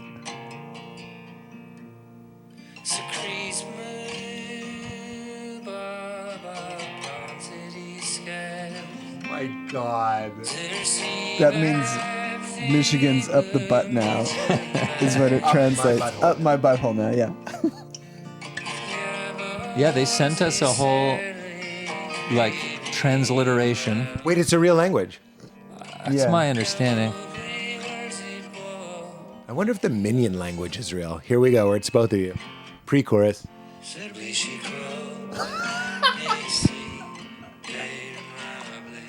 It sounds racist, eh?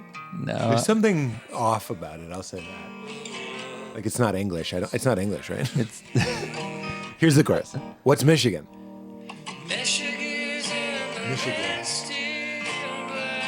You know what's interesting?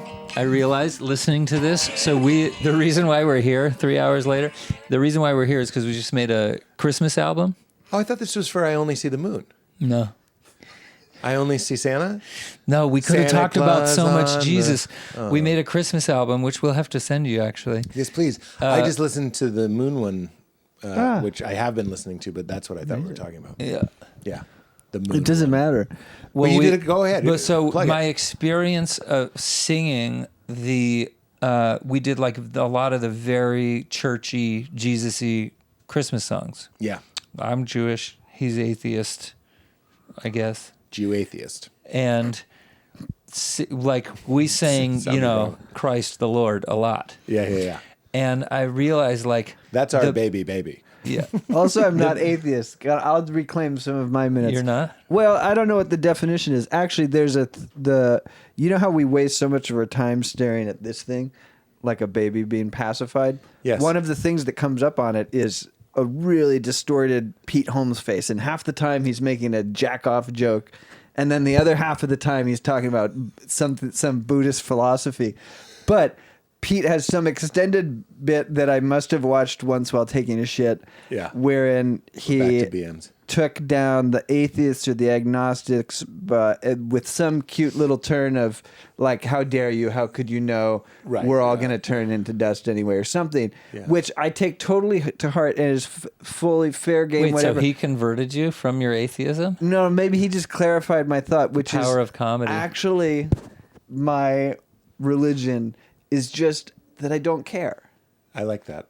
It's not that I'm not going to say Well, I can know I- something. I just can I don't say care. something? Everything's pretty chill. Can I say Yeah. something? If there is one, or God just means origin, right? It's just the origin, the Yeah. first thing Yeah. that spawned into everything.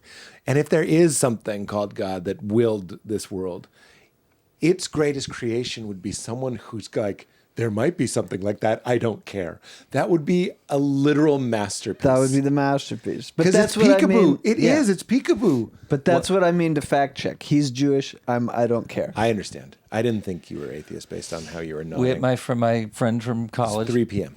My friend from college, when we have in our family, we reference this all the time. His father was a pastor, and he was over at our house one time, and my parents asked him if he was, religious still, or what. What was Also, it? we just go along with him pretending that he had a friend in college. Oh, Carry on. hilarious. And he said, Hilarious. he said, I think one of the great quotes of all time. He said, he goes, I don't go to church that much anymore. And they're like, oh, why not? And he goes, I just feel like I don't really need God in my life right now. Oh, wow. That's great. Staggeringly honest. Like so he believed that there was something that willed all of existence and probably like was available to him in a Christian sense to have like a personal relationship with, but he was like, Pass. not right now. Hard pass. Yeah. Divine reality. Hard pass. But I think he was talking about something different. I would say. But if you think deep, all right. I think he did. If you think deeply about this stuff, then to just say "I don't care" is really funny. I agree. Yeah. He's That's saying, a very funny. If it's all one, which means it's you, and you made that, and it doesn't believe in itself, that's very funny. That's the definition of comedy.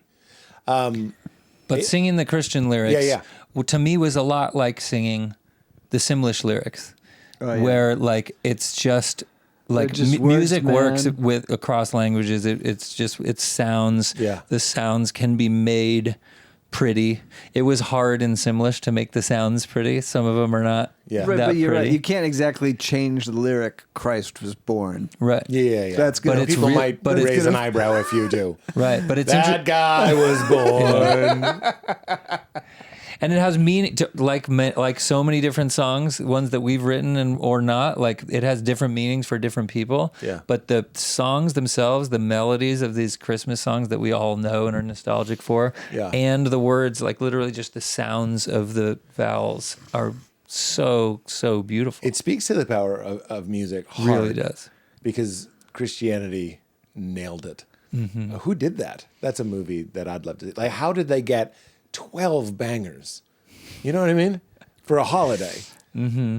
Dreidel, dreidel, dreidel, guys. I'm just like, I know Hanukkah music can't compare. It's. I mean, unless The you want to sad get thing everyone is like off a their lot of feet. the Christmas songs written by Jews. Is that true? Well, the like modern the Hollywood ones, White Christmas and Rudolph the Red-Nosed Reindeer.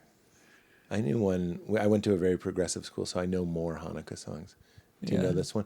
I know. I won't even sing it. I know you don't. Oh, know. please. I know all of them. Come on. You do please have a guitar, enjoy. Alyssa? Yeah. I guarantee you know. Please sing us. You don't know these. Please. Sing Okay. Please. We're saying you definitely know these songs.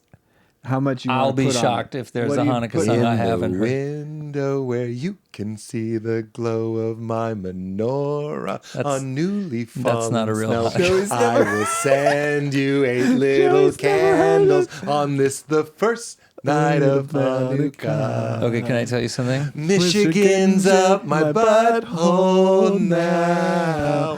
He was ready. Yeah. That Hanukkah song you just sang that I've never heard is the best Hanukkah song I've ever heard. It was like in a minor. It's eerie. Do we know who It's wrote pretty it? Christmassy. Yeah. It's just set in this. They've got snow. Was it like written by one of the kids' parents? No, it was in Rise Up Singing. It was our songbook. I know another one. There's a light the menorah, let the candles shine on these fine nights That of sounds like a Hanukkah. Christopher Guest. Light the menorah, it does sound like a Christopher Guest. Eugene Levy. Yeah. Light the menorah, let the candles shine on these fine nights of Hanukkah. Light the. It has a real rum. See, that's my problem with most Hanukkah songs is they sound like they're taking the piss out of Hanukkah songs. They sound like they legit sound anti-Semitic to me, like they're making fun of Hanukkah songs. Well, dreidel does. Yeah, exactly. Oh, it's a dreidel? Dreidel. I made it out of clay. And they all sound so explicitly like Semitic in the melodies. Yes, very kind of Russian-y, Hanukkah, Ashkenazi. come And you light sing them the in like a menorah. classic New York Jewish guy. Yeah. Like, dreidel. Why am I doing it? Oh, dreidel. Why did I choose to do it? We Not all worth knew it. what I meant. Not worth it. Full circle. You have to go, Joey, at 3:05. I know. I'm free for the next 2 hours, so be clear. Oh, well, we'll just carry on. You're It's ending literally this another podcast. pick up my kid situation. Well, let's not be late. Yeah. Well, thank you, guys. The new album is called The Milk Carton Christmas. Christmas in a minor key. Christmas in a minor key. The Eggnog Kids. Oh, why? See, we need to workshop every idea with Pete. Can we come up with I one? hate to break it to you, that one was already made in the Instagram comments. Oh, Eggnog really? Kids? Yeah. The Eggnog Kids. That Is there was- anyone, Katie? Do you have? No. Oh, no, not that. Oh, no, there's a, A Game of sponsor. Thrones There's sponsor. bread. Oh, Bread pun. Is there a Game of Thrones bread pun? Game of Scones. Game of Scones. I've never seen the show. You don't need to. We're just going I just going off the Game of title. Scones. So an hour and 15 later. Take that, Dinklage. Guys, would you say keep it crispy? And then Michigan's up my butthole. No, I'm just kidding. Just keep it crispy. Keep it crispy. Keep it crispy. Thanks, Up guys. the butthole. Okay.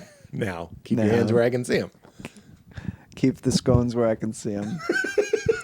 Double chorus. And you reference another song that has a double chorus, which I thought was your rule. But here they are.